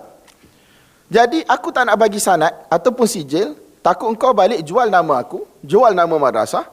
Kemudian, kau tidak bawa apa yang kami ajarkan. Saya kata, saya dah dengar, saya dah belajar. Nak bagi sanad, tak bagi sanad, itu terpulang pada ustaz. Sebab kita bukan berhajat kepada sijil tu untuk kerja pun. Dan, iyalah saya dapat nombor 1 lah, tak apalah. Saya bukan nak cerita saya dapat nombor 1, tapi kalau ustaz tu tak nak bagi, ustaz-ustaz lain kan tanya, kenapa sampai tahap tak nak sign sijil apa semua kan? Saya kata, kepada ustaz saya itu jelas. Nak bagi, tak nak bagi, sudah. Tak apa. Dalam kes yang lain, saya dipanggil masa nak ambil hizab periksa, Mufti Zakaria dan juga Maulana Harun. Tanya, aku ada dengar pasal kau sekian. Kemudian, cuma akidah kau, orang kata kau salafi. Saya kata, saya Hambali. Berada di madrasah tuan-tuan, yang mana berpegang dengan akidah Maturidi. Saya kata, saya Hambali. Khalas. Kalau nak buang, tak nak buang, sudah. Kemudian, pergi Jordan pun adalah beberapa cerita pasal saya yang sampai kepada sebahagian guru. Saya kata, saya Hambali al-aqidah. Khalas. Benda yang mana bersifat akidah, tuan-tuan, bukan satu benda yang mana boleh untuk kita kompromi. Benda i'tiqad, kita nak bawa depan Allah. Jadi jangan kita jadi dhul wajhain, melibatkan benda yang bersifat i'tiqad, benda besar ni. Bila tuan-tuan nak bekerja nanti, betul tak? Jangan mentang-mentang nak dapat tauliah tu, tauliah ni, benda yang tuan-tuan i'tiqad rosak pun tuan-tuan buat. Tak kira lah siapa-siapa nak datang Perlis ataupun nak pergi negeri lain, jangan sekali-kali kompromi i'tiqad. Sebab biasa dalam temu duga orang akan tanya pasal pihak lain. Betul tak? Apa pandangan kamu tentang fulan? Kita pun jadi bermuka-muka. Oh, fulan-fulan tu jahat, fulan-fulan tu sesat, fulan-fulan tu sekian. Tak kira lah di mana-mana sekalipun. Ingat hadis ni, tuan-tuan, sesungguhnya orang yang paling teruk, antara yang paling teruk kedudukannya di sisi Allah pada hari kiamat ialah dhul wajhain. Wallahu alam bissawab. Bab man akhbara sahibahu bima yuqalu bih. Bab berkaitan seseorang yang memberitahu sahabatnya berkaitan dengan apa yang diceritakan berkaitan dengan sahabatnya. Tetapi tujuannya adalah untuk apa, tuan-tuan? Untuk dapatkan kepastian satu, ataupun untuk nasihat. Bukan untuk kepastian, untuk nasihat, tetapi dia memang dah cek betul-betul bahawa memang orang ni dia duk bercerita tentang fulan-fulan dengan tujuan untuk merosakkan. Jadi sepatutnya kita tak bagi tahu kan orang yang mana dinamimah, diumpati tu. Tetapi kadang-kadang kerana masalah kita terpaksa bagi tahu. Benda macam ni berlaku juga di madrasah. Ada kawan saya seorang tu, dia bagi tahu saya. Dia kata apa? Ada orang bercakap buruk tentang kau. Cumanya aku tak akan bagi tahu nama siapa-siapa, tetapi just be careful. Berhati-hati. Supaya apa, tuan-tuan? Supaya berhati-hati, supaya kita dapat jaga percakapan kita dengan orang lain. Kadang-kadang kita ada i'tiqad kita ada pilihan kita dan seumpamanya. Jadi kita tidak cakap, orang kata, depan semua orang. Sebab cakap depan semua orang berkaitan dengan akidah dan seumpamanya, tuan-tuan, benda ni akan merosakkan kita. Bukan dengan erti kata apa, benda ni akan menyusahkan kita satu hari nanti. Benda tu baik kita simpan untuk diri kita je. Betul tak? So, kalau ada orang yang mana dia dengar cerita buruk pasal kita, kemudian selepas dia dah orang kata huak syirik, dia dah apa dia panggil, dia dah check apa semua, okey memang benda ni berlaku, ada tersebar dan seumpamanya, so dia bagi tahu kita dengan niat untuk bagi nasihat, benda itu dibenarkan. Nampak tak? Wallahu a'lam bissawab.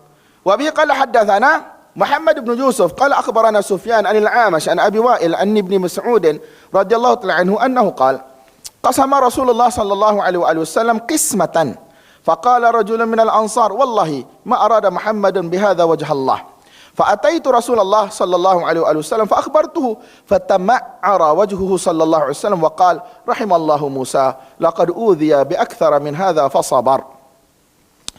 Dalam kes ini, tuan-tuan, Abdullah bin Mas'ud radhiyallahu anhu kata Nabi SAW telah buat pembahagian harta daripada Baitul Mal lah sebagai contoh.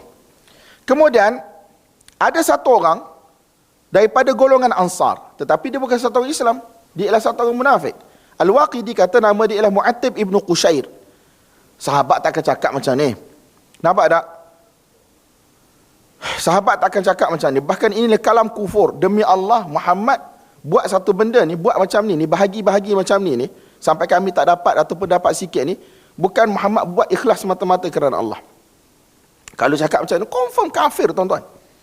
Maka Abdullah bin Mas'ud radhiyallahu anhu datang bagi tahu Nabi SAW dan bagi tahu kepada Nabi apa yang dia dengar. Nampak tak? So, at least Abdullah bin Mas'ud tujuannya adalah untuk inform Nabi. Tujuan adalah untuk nasihat. Supaya mungkin berhati-hati dengan, sebab Nabi sallallahu alaihi wasallam orang yang baik dan seumpamanya. Dan Nabi SAW pun diberitahu pun siapa munafik tak munafik. Nabi tahu pun. Dan Nabi yang bagi tahu kepada Hudzaifah senarai munafikin dan seumpamanya. Tetapi still Nabi SAW inginkan kebaikan kepada walaupun orang munafik. Sebab tu Abdullah bin Ubay kan? Abdullah bin Ubay bin Salul tu sampai sudah Nabi SAW nak istighfar untuk dia, nak semayang jenazah untuk dia dan seumpamanya. Sebab Nabi SAW ingin semua umat ni masuk dalam syurga Allah Subhanahu Wa Taala. So, Abdullah bin Mas'ud radhiyallahu anhu bagi tahu kepada Nabi. Memang pada waktu tersebut Nabi rasa nak marah lah. Fatama'ara wajhu. Maksudnya rupa Nabi berubah. Manusia tuan-tuan, macam-macam mana pun mestilah ada terasa. Dan Nabi SAW kata, tengok Nabi self conduct Nabi. Nabi jaga diri Nabi, rahimallahu Musa. Semoga Allah Subhanahu Wa Taala merahmati Musa alaihi salam. Sesungguhnya Musa telah disakiti lebih banyak berbanding dengan ini, tetapi Musa alaihi salam sabar. Jadi sepatutnya aku tawaduk Nabi. Aku disakiti kurang daripada Musa. Kalau Musa AS boleh sabar, kenapa aku tak boleh sabar? Nampak tak?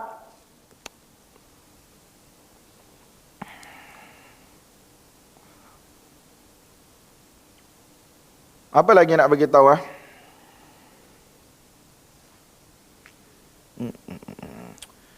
Kemudian, kata Al-Qastallani rahimahullah, maksud Imam Bukhari rahimahullah daripada hadis ini dan juga tajuk bab ini ialah harus untuk bawa cerita kepada orang yang mana diumpati ataupun dituduh dicakap buruk ni dengan tujuan untuk memberi nasihat.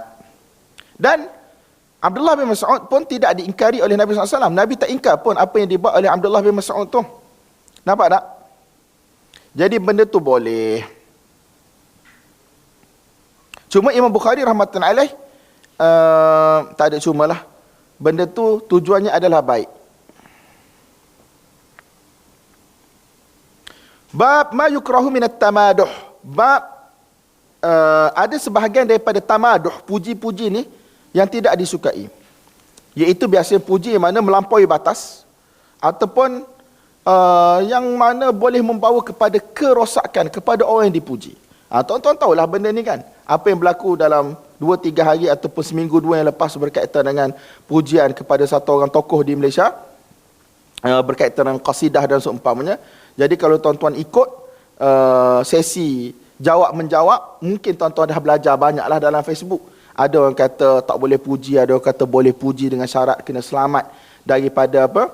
Daripada perkara-perkara yang merosakkan dan semua. Tuan-tuan dah alim. Jadi kita tak perlu syarah panjang sangat.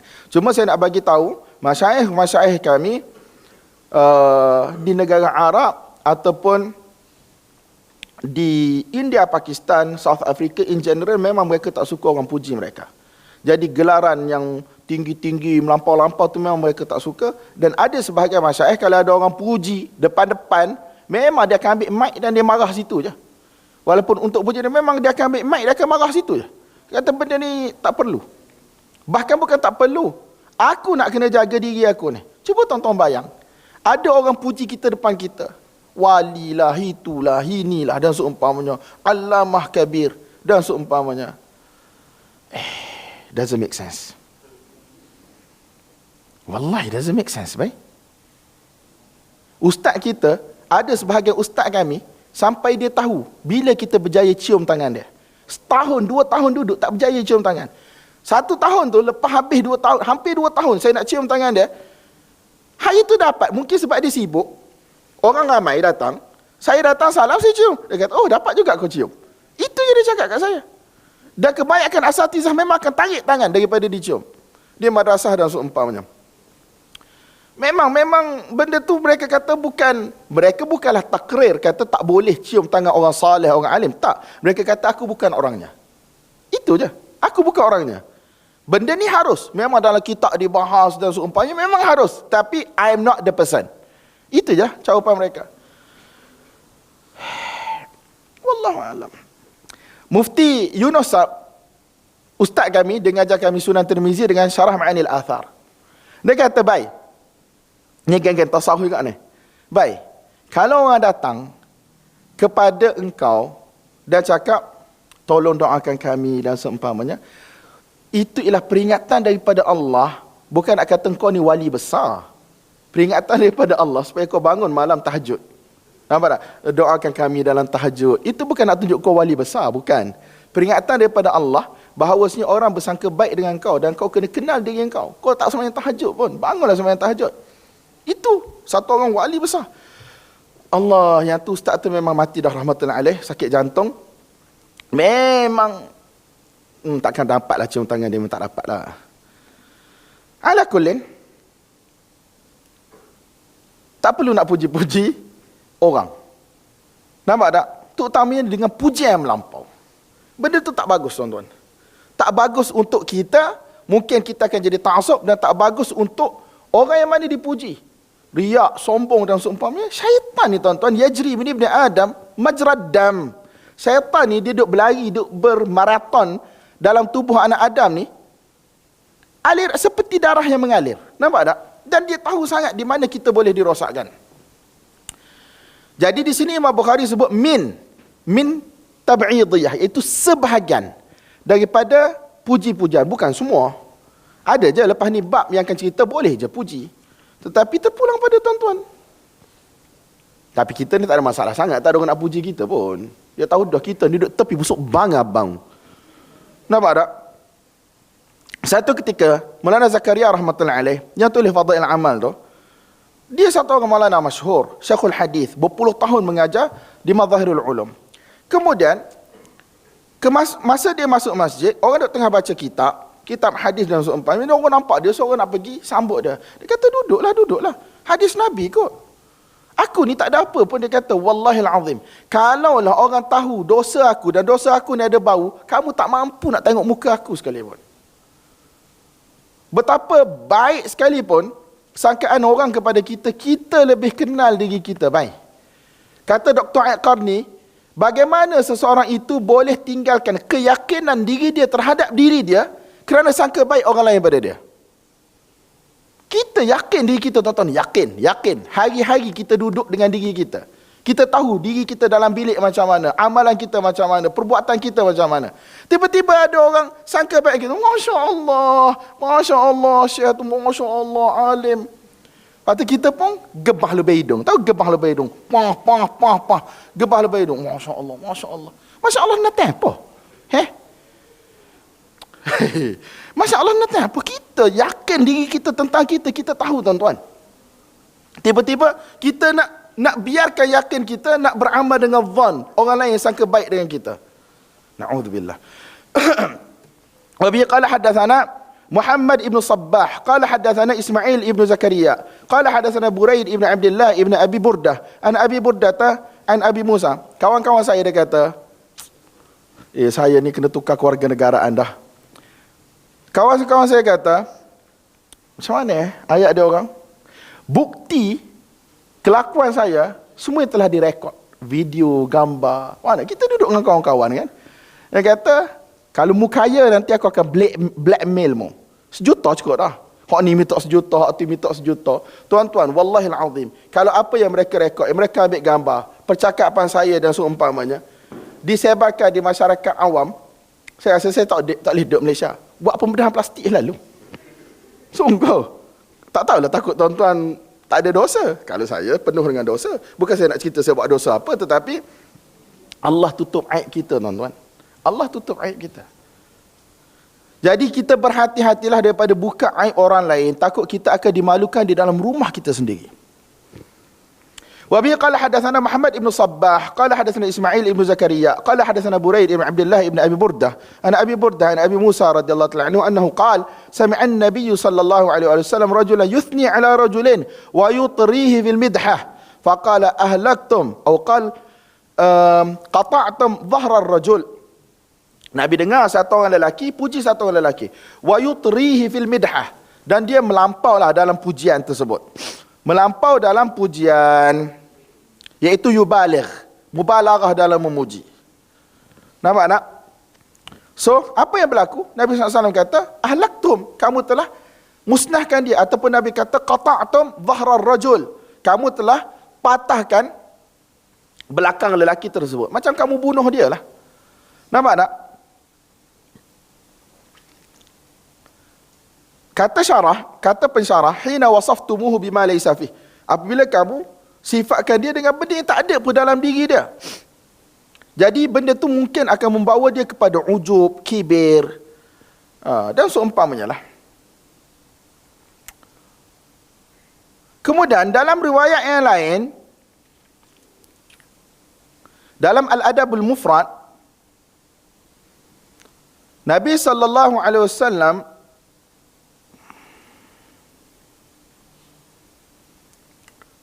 masuk daripada riwayat siapa? Daripada riwayat Mihjan ibn al-Adra' al-Aslami. Dia kata, aku berjalan dengan Nabi SAW.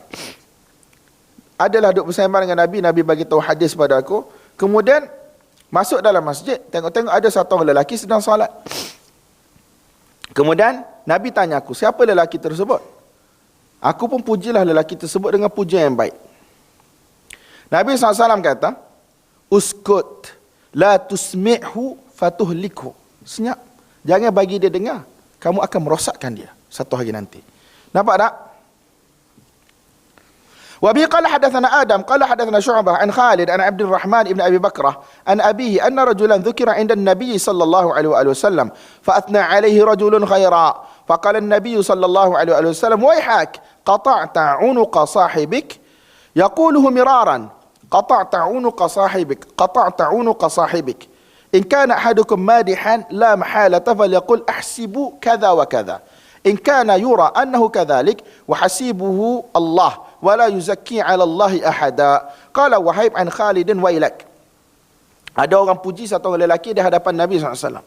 So Nabi kata apa? Waihak. Terjemah mudah kita, celakalah kamu, ataupun woi. Terjemah mudah lah. Kalau kita kata celaka macam besar sangat. Tetapi ialah satu kalimah perkataan yang mana macam bagi herdikkan lah. Dalam riwayat yang lain, ada perawi kata wailak.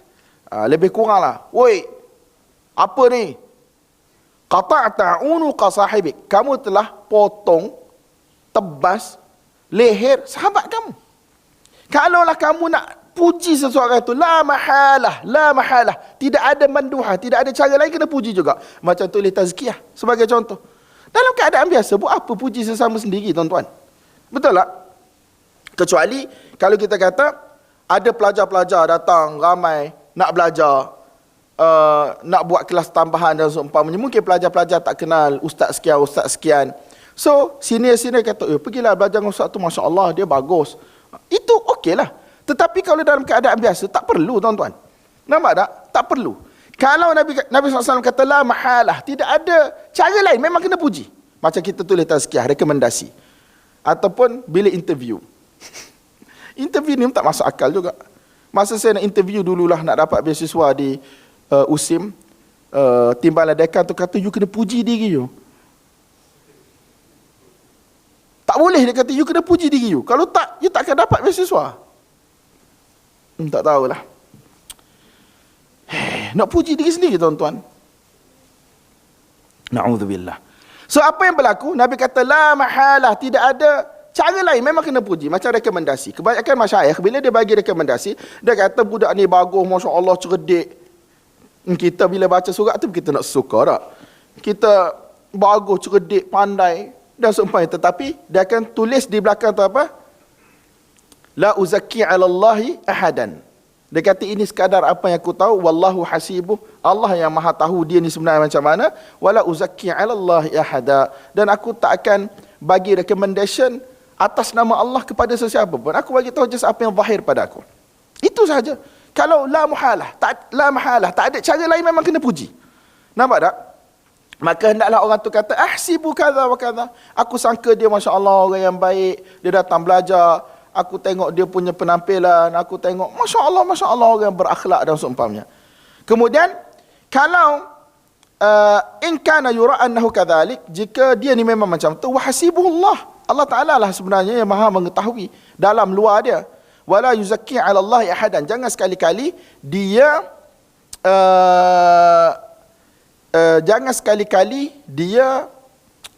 guna nama Allah macam kata demi Allah, memang dia ni orang baik dan semua. Jangan sekali-kali. Nampak tak? Nampak tak, tuan-tuan? Wa bi bab man athna 'ala akhihi bima ya'lam. وقال سعد ما سمعت النبي صلى الله عليه وسلم يقول لأحد يمشي على الأرض إنه من أهل الجنة إلا لعبد الله بن سلام. Tuan-tuan, bab seseorang yang mana memuji saudaranya berdasarkan apa yang dia tahu. Maksudnya dia hidup betul-betul dengan orang tu, dia tahu. Nabi SAW lain lah, tuan-tuan. Nabi SAW ni dia tidak ada mujamalah. Tidak ada mujamalah dalam kehidupan. Maksudnya nak puji disebabkan oleh orang kata faktor-faktor tertentu, tak ada. Dan satu lagi, Nabi SAW dapat sokongan daripada wahyu. Jadi kalau kita nak qiyas dengan Nabi SAW dalam bab-bab macam ni, susahlah. Sebab dia tak sama antara farak dengan asal tu. Kan, orang-orang biasa dengan Nabi tu kita nak qiyas, benda tu susah. Nampak tak? Kemudian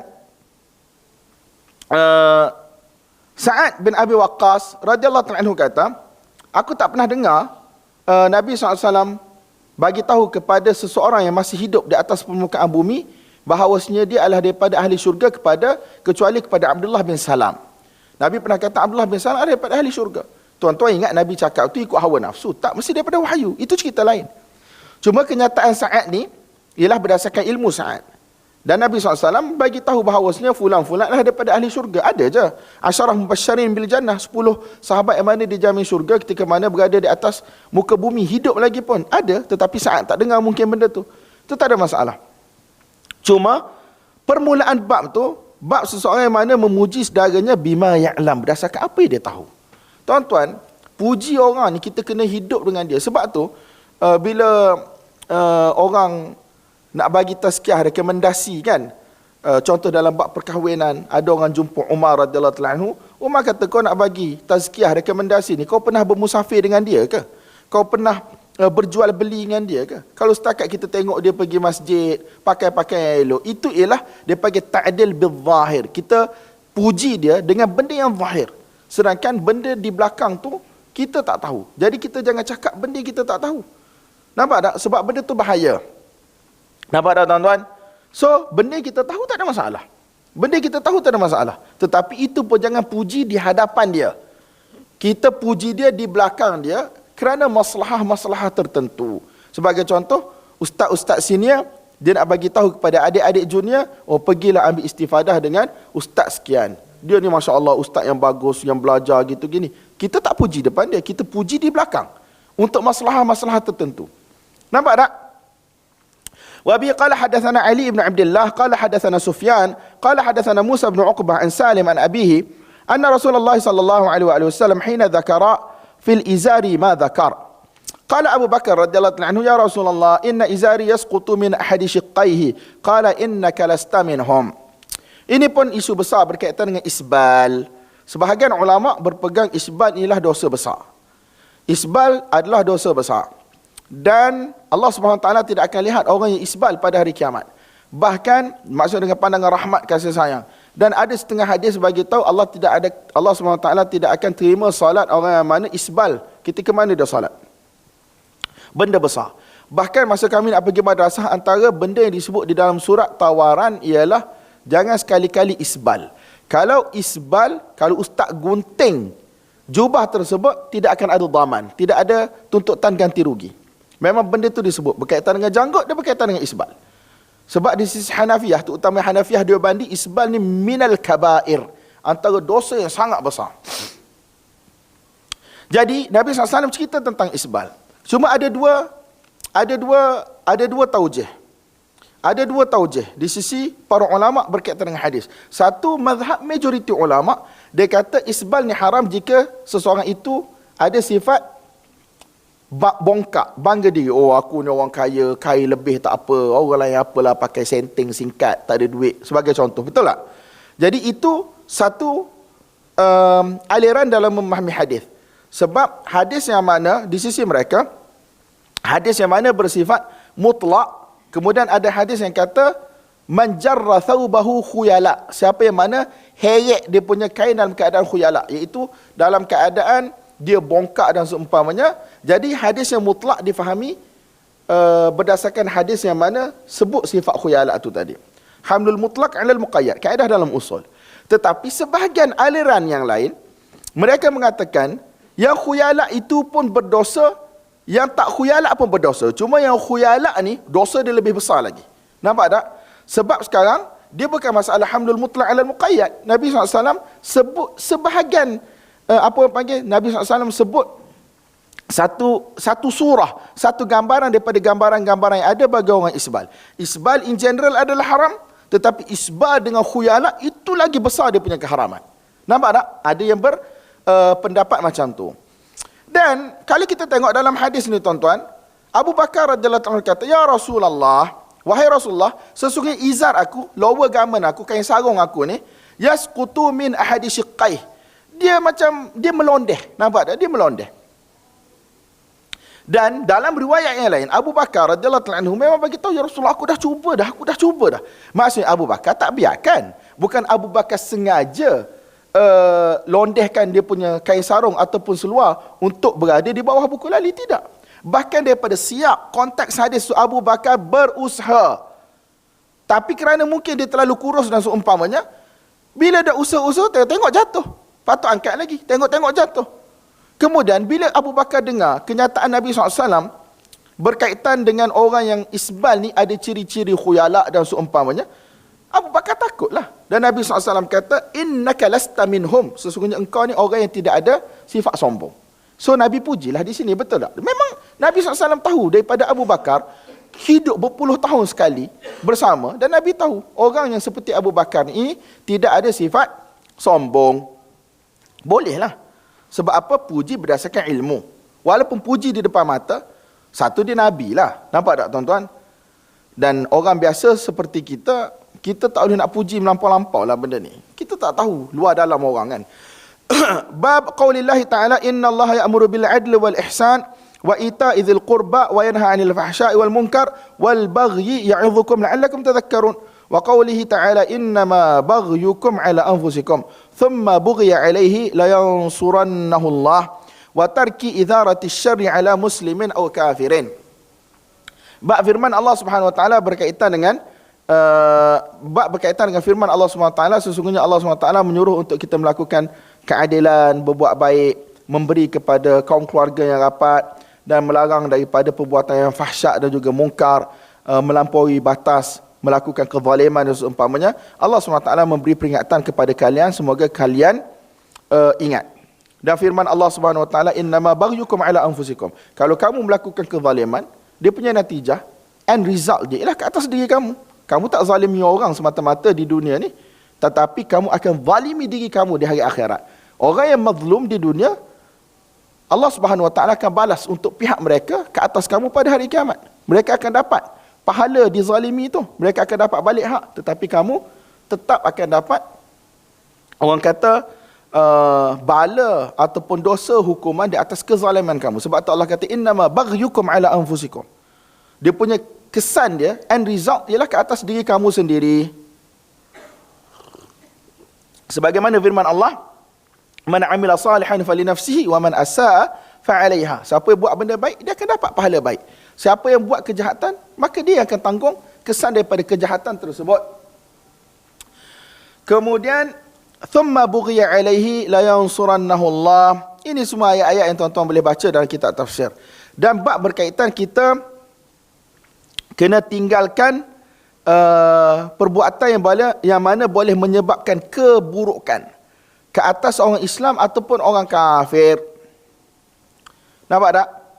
Kita kena tinggalkan perkara yang mana boleh menimbulkan, menyebabkan keburukan, sama ada ke atas orang Islam ataupun orang kafir.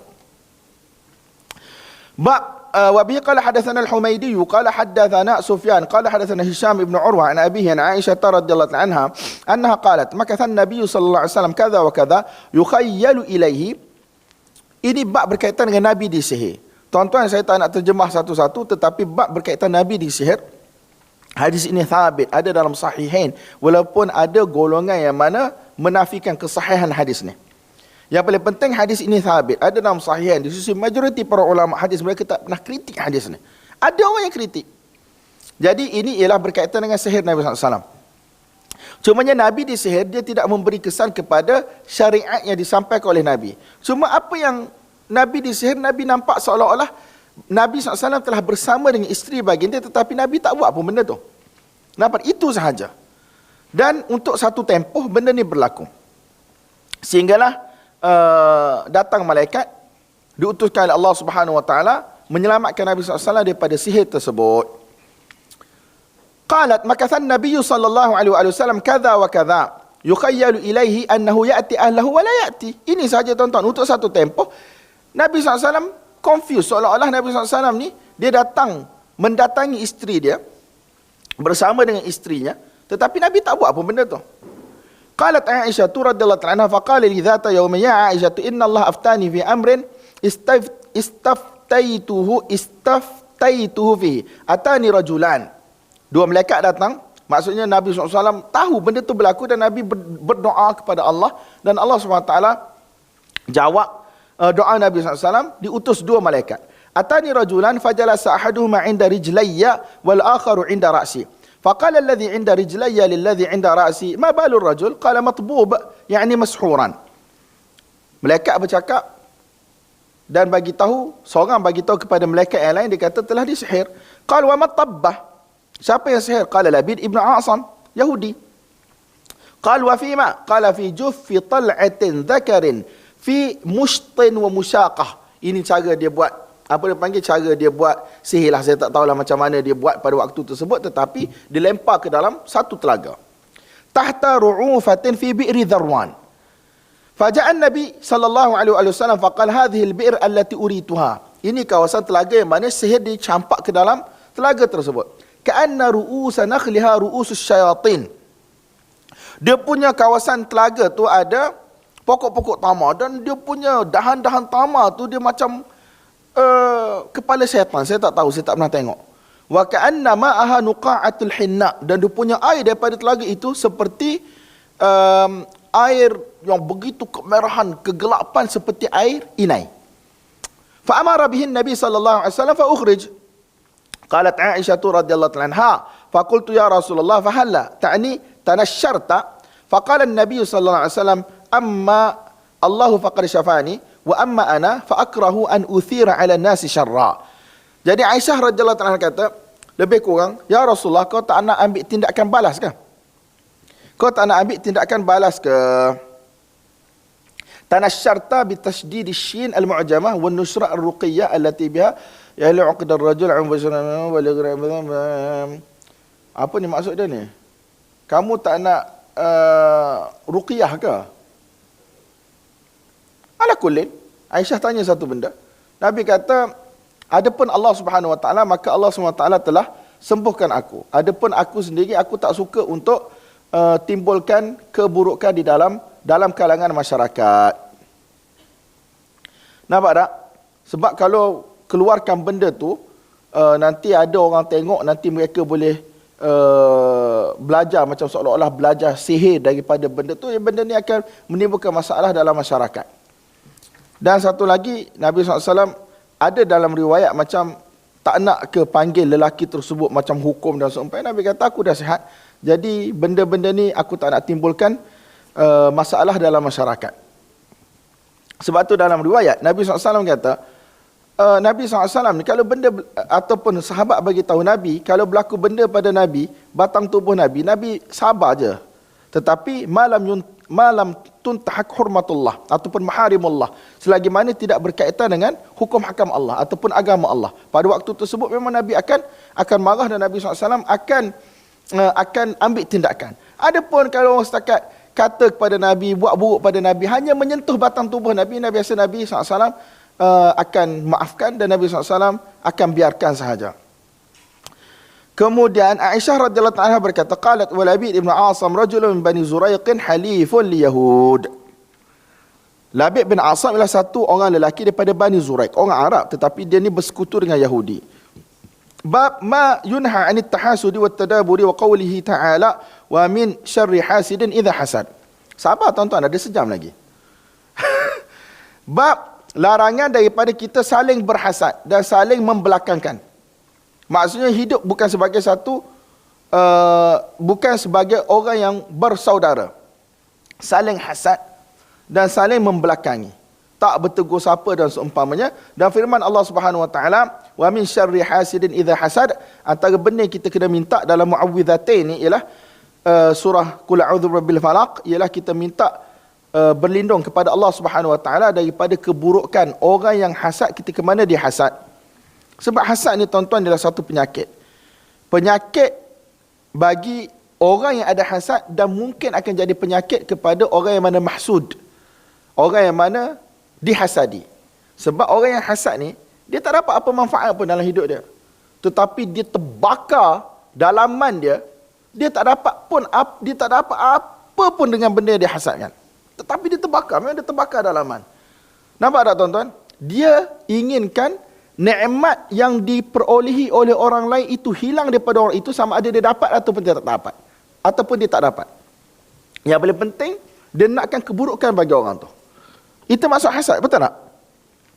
Kemudian, dia tak boleh apa pun, tetapi dia terbakar dalaman. Sebab tu dalam hadis, sebahagian bagi tahu, hasad ni adalah seperti api. Adalah seperti api.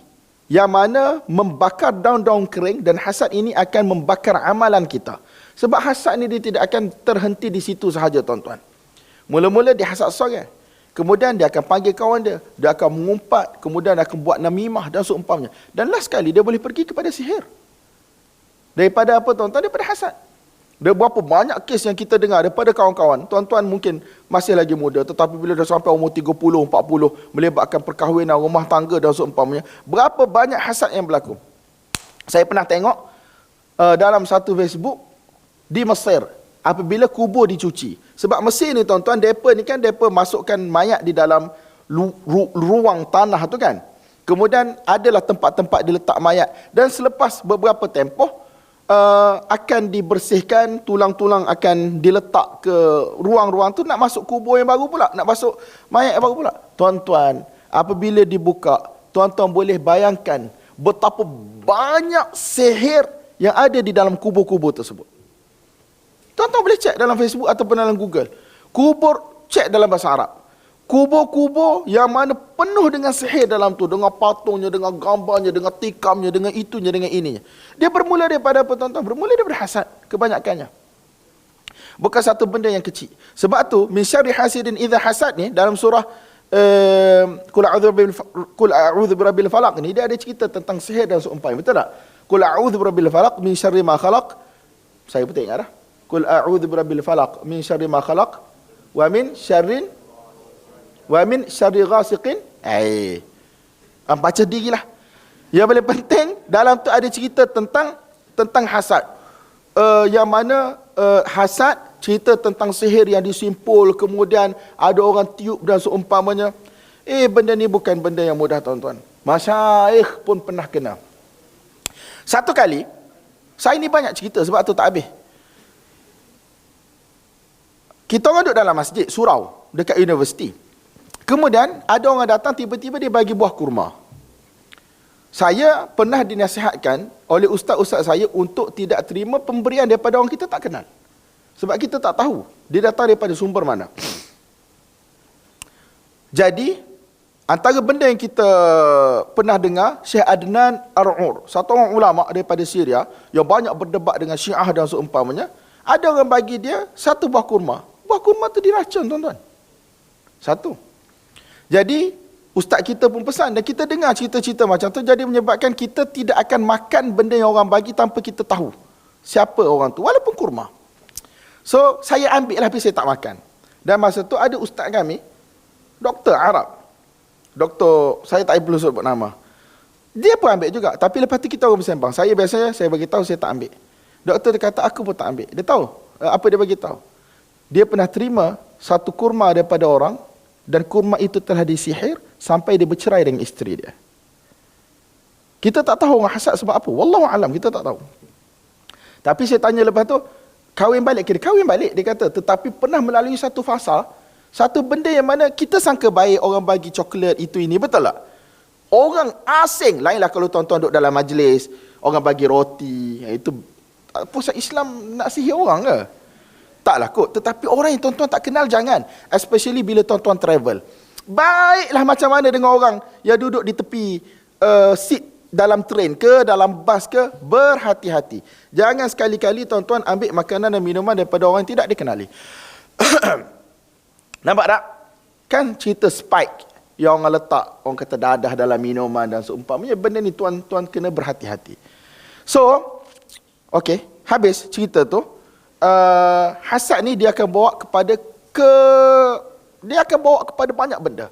Bawa kepada bunuh, bawa kepada sihir dan seumpamanya. Tuan-tuan boleh tengok dalam berita demi berita. Cerita tu mungkin kita kata macam orang reka, tetapi itu ialah benda yang mana adaptasi daripada kisah benar pun banyaknya. Peheran ni. Okey, faham wujud. Wa bihi qala hadatsana, faham tak faham apa ada 45 minit lagi. Wa bihi qala hadatsana Bishr bin Muhammad qala akhbarana Abdullah qala akhbarana Ma'mar an Hammam ibn Munabbih an Abi Hurairah radhiyallahu anhu an Nabi sallallahu alaihi wasallam annahu qala iyyakum wadh-dhann fa inna adh-dhanna akdhabul hadith wa la tahassasu wa la tajassasu wa la tahasadu wa la tadabaru wa la tabaghadu wa kunu ibadallahi ikhwana. Ini sangat penting tuan-tuan untuk saya dan tuan-tuan ponder, fikir, perhatikan, fahami dan cuba untuk amal dalam kehidupan. Iyyakum wadh-dhann. Jangan sekali-kali hendaklah kamu menjauhkan diri kamu daripada dhann. Apa maksud dhann? Maksud dhann ialah sangkaan semata-mata, tidak ada dalil, tidak ada apa-apa. Dia nak tidur, dia fikir, kawan aku ni benci aku lah. Bodoh tiba-tiba. Kan? Kawan aku ni benci aku. Tak ada angin, tak ada ribut, tak ada apa. Dia kata kawan aku ni benci aku lah. Dia pun mula fikir. Overthinking. Fikir. Tak ada dalil, tak ada apa pun. Fa inna dhanna akdzabul hadith. Sesungguhnya dhann itu adalah sedusta-dusta percakapan. Sebab apa? Hadis itu datang daripada syaitan. Syaitan sedang tiup. Kawan kau tak suka engkau tu. Tapi tak ada dalil, tak ada bukti. Dia pun iyakan. Yalah, dia tak suka aku lah. Dia cakap dengan syaitan. Kan? Kemudian, bila dia start daripada dhan, dia akan mula mencari-cari. Orang Kelantan kata start nak khabek. Tahu tak khabek? Dia mula nak cek telefon kawan tu. Dia mula nak stalk IG, nak stalk Facebook, WhatsApp story, IG story. Tengok dia ada tulis status pasal aku ke tak. Dalam dunia ni tuan-tuan, bila kita tulis status, kita rasa semua orang cakap pasal kita. Betul tak? Tengok status orang ni kita sakit hati. Tengok status orang ni kita sakit hati. Itu semua benda yang bersifat dhan. Kemudian, Nabi SAW kata, wala tahassasu. Wala tahassasu ni kita jangan mencari-cari. Nampak tak? Kemudian, wala tajassasu. Jangan kita mula mengintip.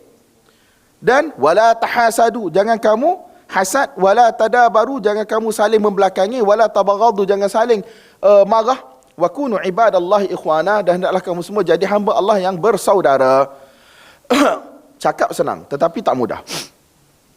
Sebab tu, musuh bagi manusia, terutamanya pelajar, ada 3. Orang lelaki lah. Yang pertama, ialah duit. Bukan. Yang pertama, ialah duit. Yang kedua, ialah kawan. Yang ketiga, ialah rambut. Ini memang diwarisi nasihat ni. 3 musuh utama pelajar. Sebab tu pelajar, bila kita duduk madrasah, memang sama ada botak ataupun nombor 1. Dan bila ustaz akan botakkan, lagi kuat mereka akan datang untuk botakkan rambut sebelum balik raya dengan sebelum cuti. Sebab apa? Bila ada duit, dia akan mula buang masa. Dia ada duit, dia nak beli, betul tak? Kemudian bila dia ada kawan, kawan dia ni sama-sama syaitan macam dia. Itulah nak lompat pagar, tengok bola dan seumpamanya. Kemudian bila dia ada rambut, kalau dia ada duit, kalau dia ada kawan tapi dia tak ada rambut, dia tak akan keluar tuan-tuan. Betul tak? Rambut ni benda penting. Kalau tuan-tuan tengok botak, tengok pun huduh macam Sami Buddha je. Sungguh. Tetapi bila ada rambut, dia mula rasa, Japanese look lah. Masya Allah. Lepas tu dia ada duit. Dia beli minyak rambut, dia beli minyak wangi. Kan, dia beli pakaian. Lepas tu ada kawan sama syaitan dengan dia, dia keluar. Dia tak belajar lah sekali. Nampak tak? So, kenapa saya timbul isu ni? Wa kunu ibadallah ikhwana. Saya tak tahu apa sebab.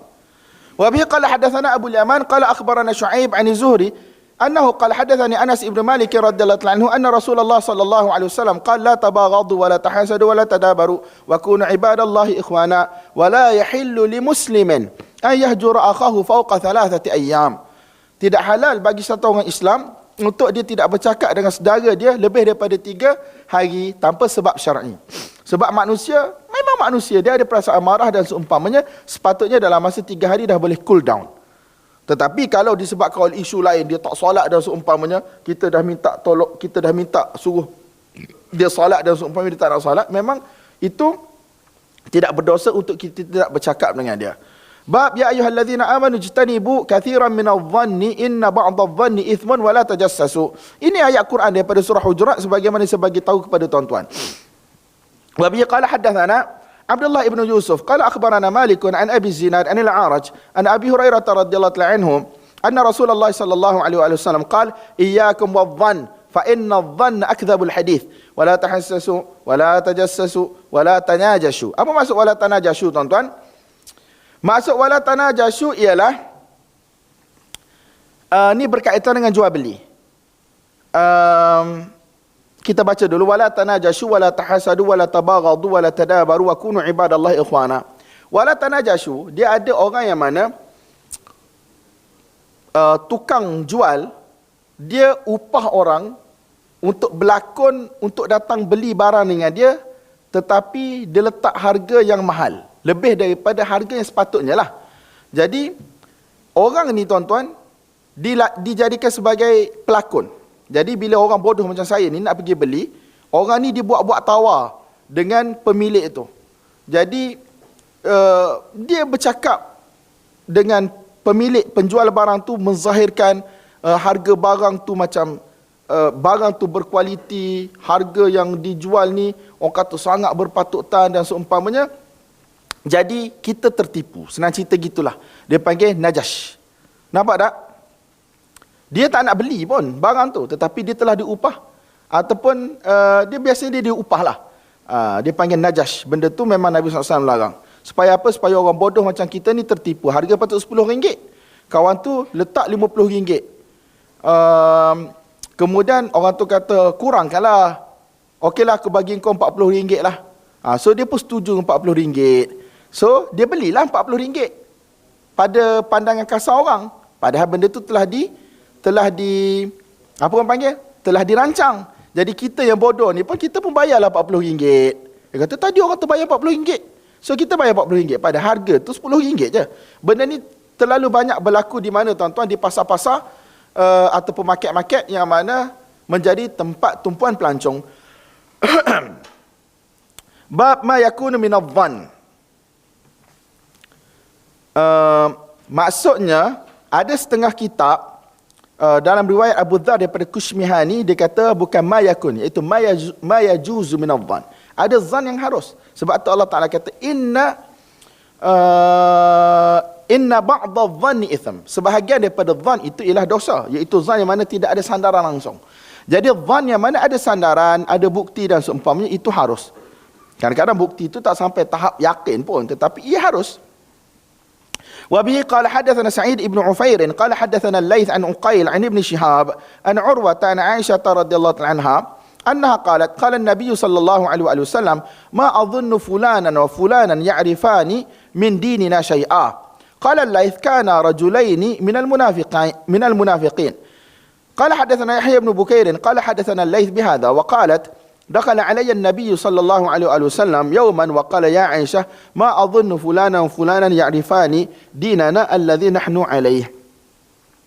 So dalam riwayat ni, Nabi SAW kata, aku tak sangka lah, aku tak rasa lah, fulan dan fulan, mereka berdua ni tahu sesuatu pun berkaitan dengan agama kita. Dalam riwayat yang lain, dengan wording yang lain, tetapi maksud yang sama, lebih kurang lah. Nampak tak? So Nabi SAW sangka berkaitan dengan dua orang munafikin.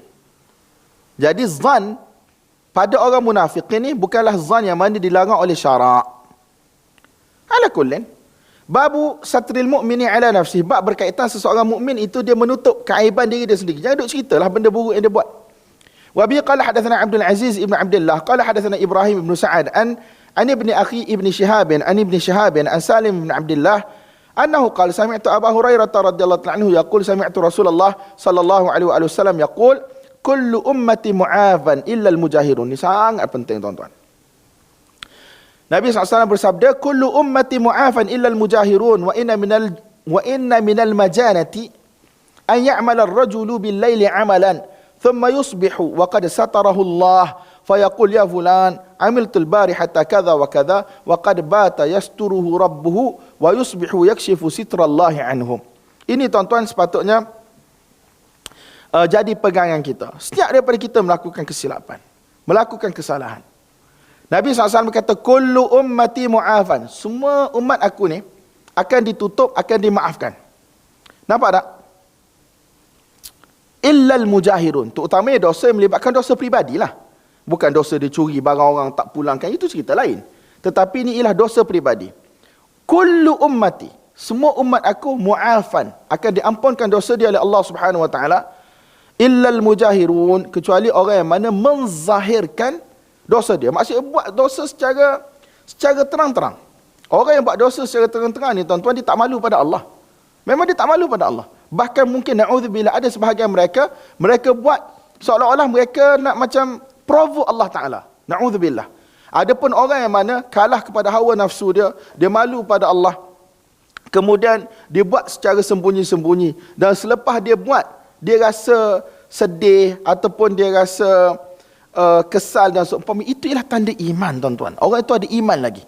Jadi Nabi SAW kata, semua umat aku akan diampunkan dosanya, kecuali orang yang mana menzahirkan dosa dia. Wa inna minal majanati, sini dia sebut wa inna minal majanati.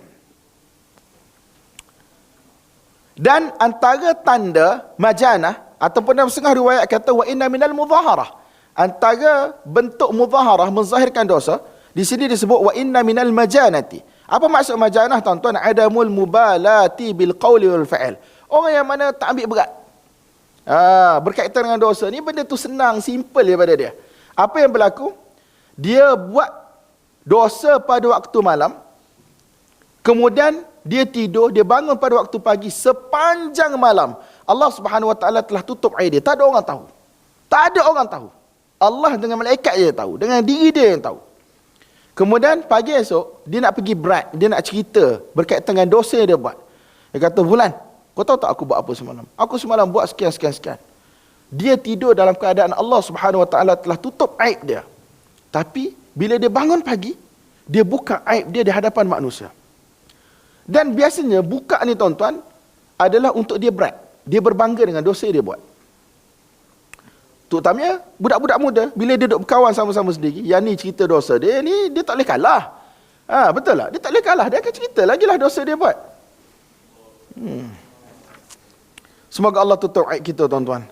Wa bihi qala hadatsana Musaddad, bahkan dalam hadis ada orang yang mana Allah Subhanahu wa taala akan hisab di hadapan orang ramai.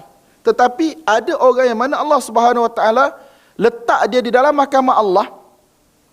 Tidak ada orang lain, laisa bainahu wa bainahu turjuman, tidak ada juru bicara pun antara manusia tersebut dengan Allah Subhanahu wa taala. Kita harap Allah Subhanahu wa taala pandang kita dengan pandangan rahmat tuan-tuan, di dunia dan juga akhirat. Allah tutup aib kita di dunia dan juga di akhirat. Dan Allah Subhanahu wa taala masukkan kita dalam syurga tanpa hisab. Tuan-tuan, kita tak ada apa-apa tuan-tuan. Wallahil azim, kita tak ada apa-apa. Wa bihi qala hadatsana Musaddad qala hadatsana Abu Awanah an Qatadah an Safwan ibn Muhriz anna rajulan sa'ala ibn Umar radhiyallahu anhuma kaifa sami'ta Rasulullah sallallahu alaihi wasallam yaqulu fi an-najwa qala yadnu ahadukum min rabbih hatta yad'a kanafahu alayhi wa yaqul amilta kadha wa kadha fayaqulu na'am. Hadis yang saya maksudkan tadi, wa yaqul amilta kadha wa kadha fayaqul na'am fayuqarriruhu thumma yaqul inni satartu alayka fid dunya fa ana aghfiruha lakal yawm. Semoga Allah Subhanahu wa taala masukkan kita di dalam hadis ini tuan-tuan. Satu orang lelaki tanya Abdullah bin Umar radhiyallahu anhu, apa yang kamu dengar daripada Nabi SAW berkaitan dengan najwa? Najwa di sini kalau kita terjemah biasanya berbisik-bisik lah. Senang cerita di sini tuan-tuan, maksudnya ialah percakapan antara hamba dengan Allah pada hari kiamat di dalam mahkamah Allah. Nampak tak?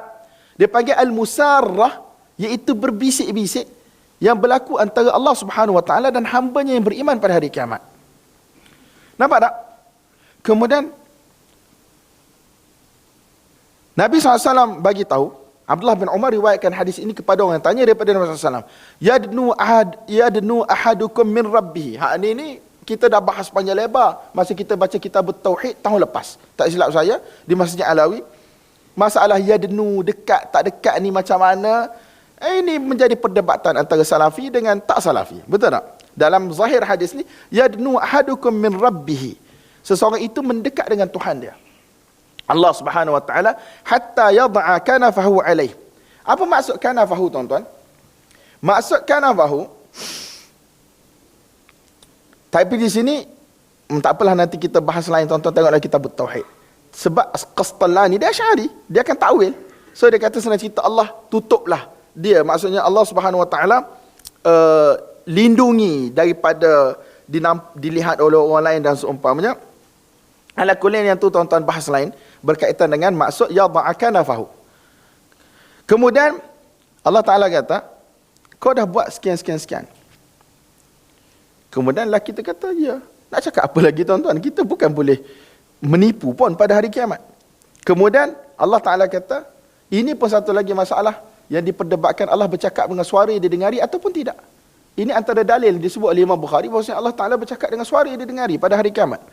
Suka siapa yang suka, benci siapa yang benci, benda ni Nabi bagi tahu. Amilta kadza wa kadza. Antara dia dengan Allah. Laisa bainahu wa bainallah turjuman. Tidak ada penterjemah antara dia dengan Allah.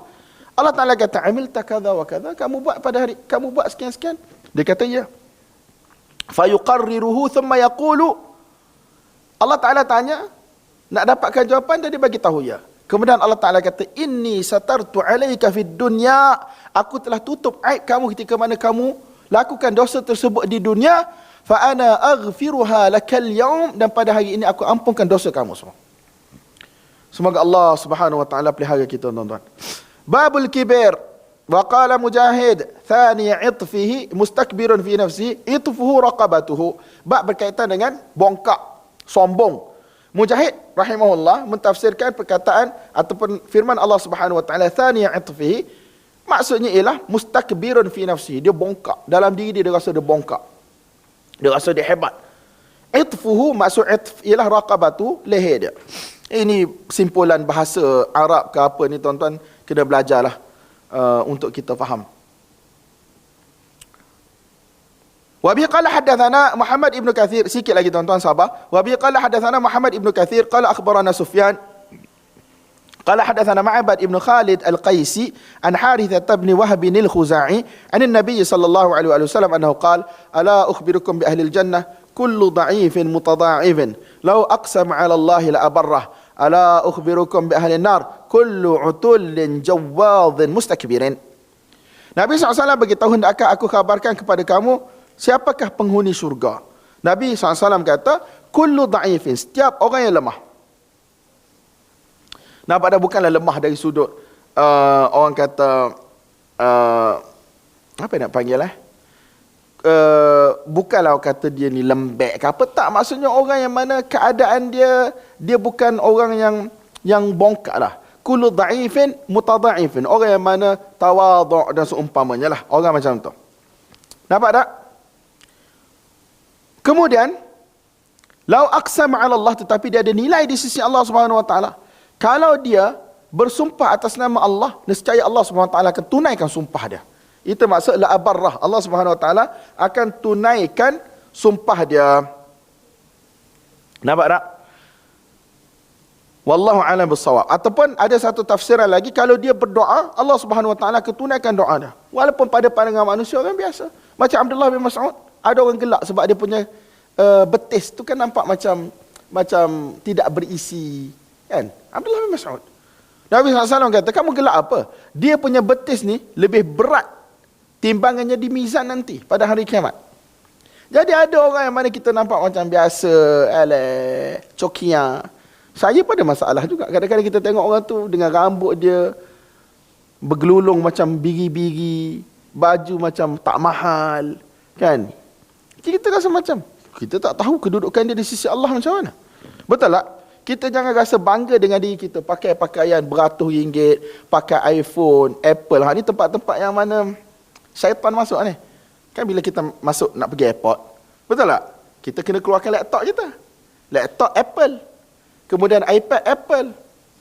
Ini boycott kan, tapi nak macam mana dah beli sebelum ni. Kemudian iPhone. Tuan-tuan ingat benda macam tu, syaitan dia tak boleh ganggu ke diri kita. Syaitan boleh ganggu diri kita. Kita tengok mana, alah Samsung bodoh, alah Nokia bodoh, alah.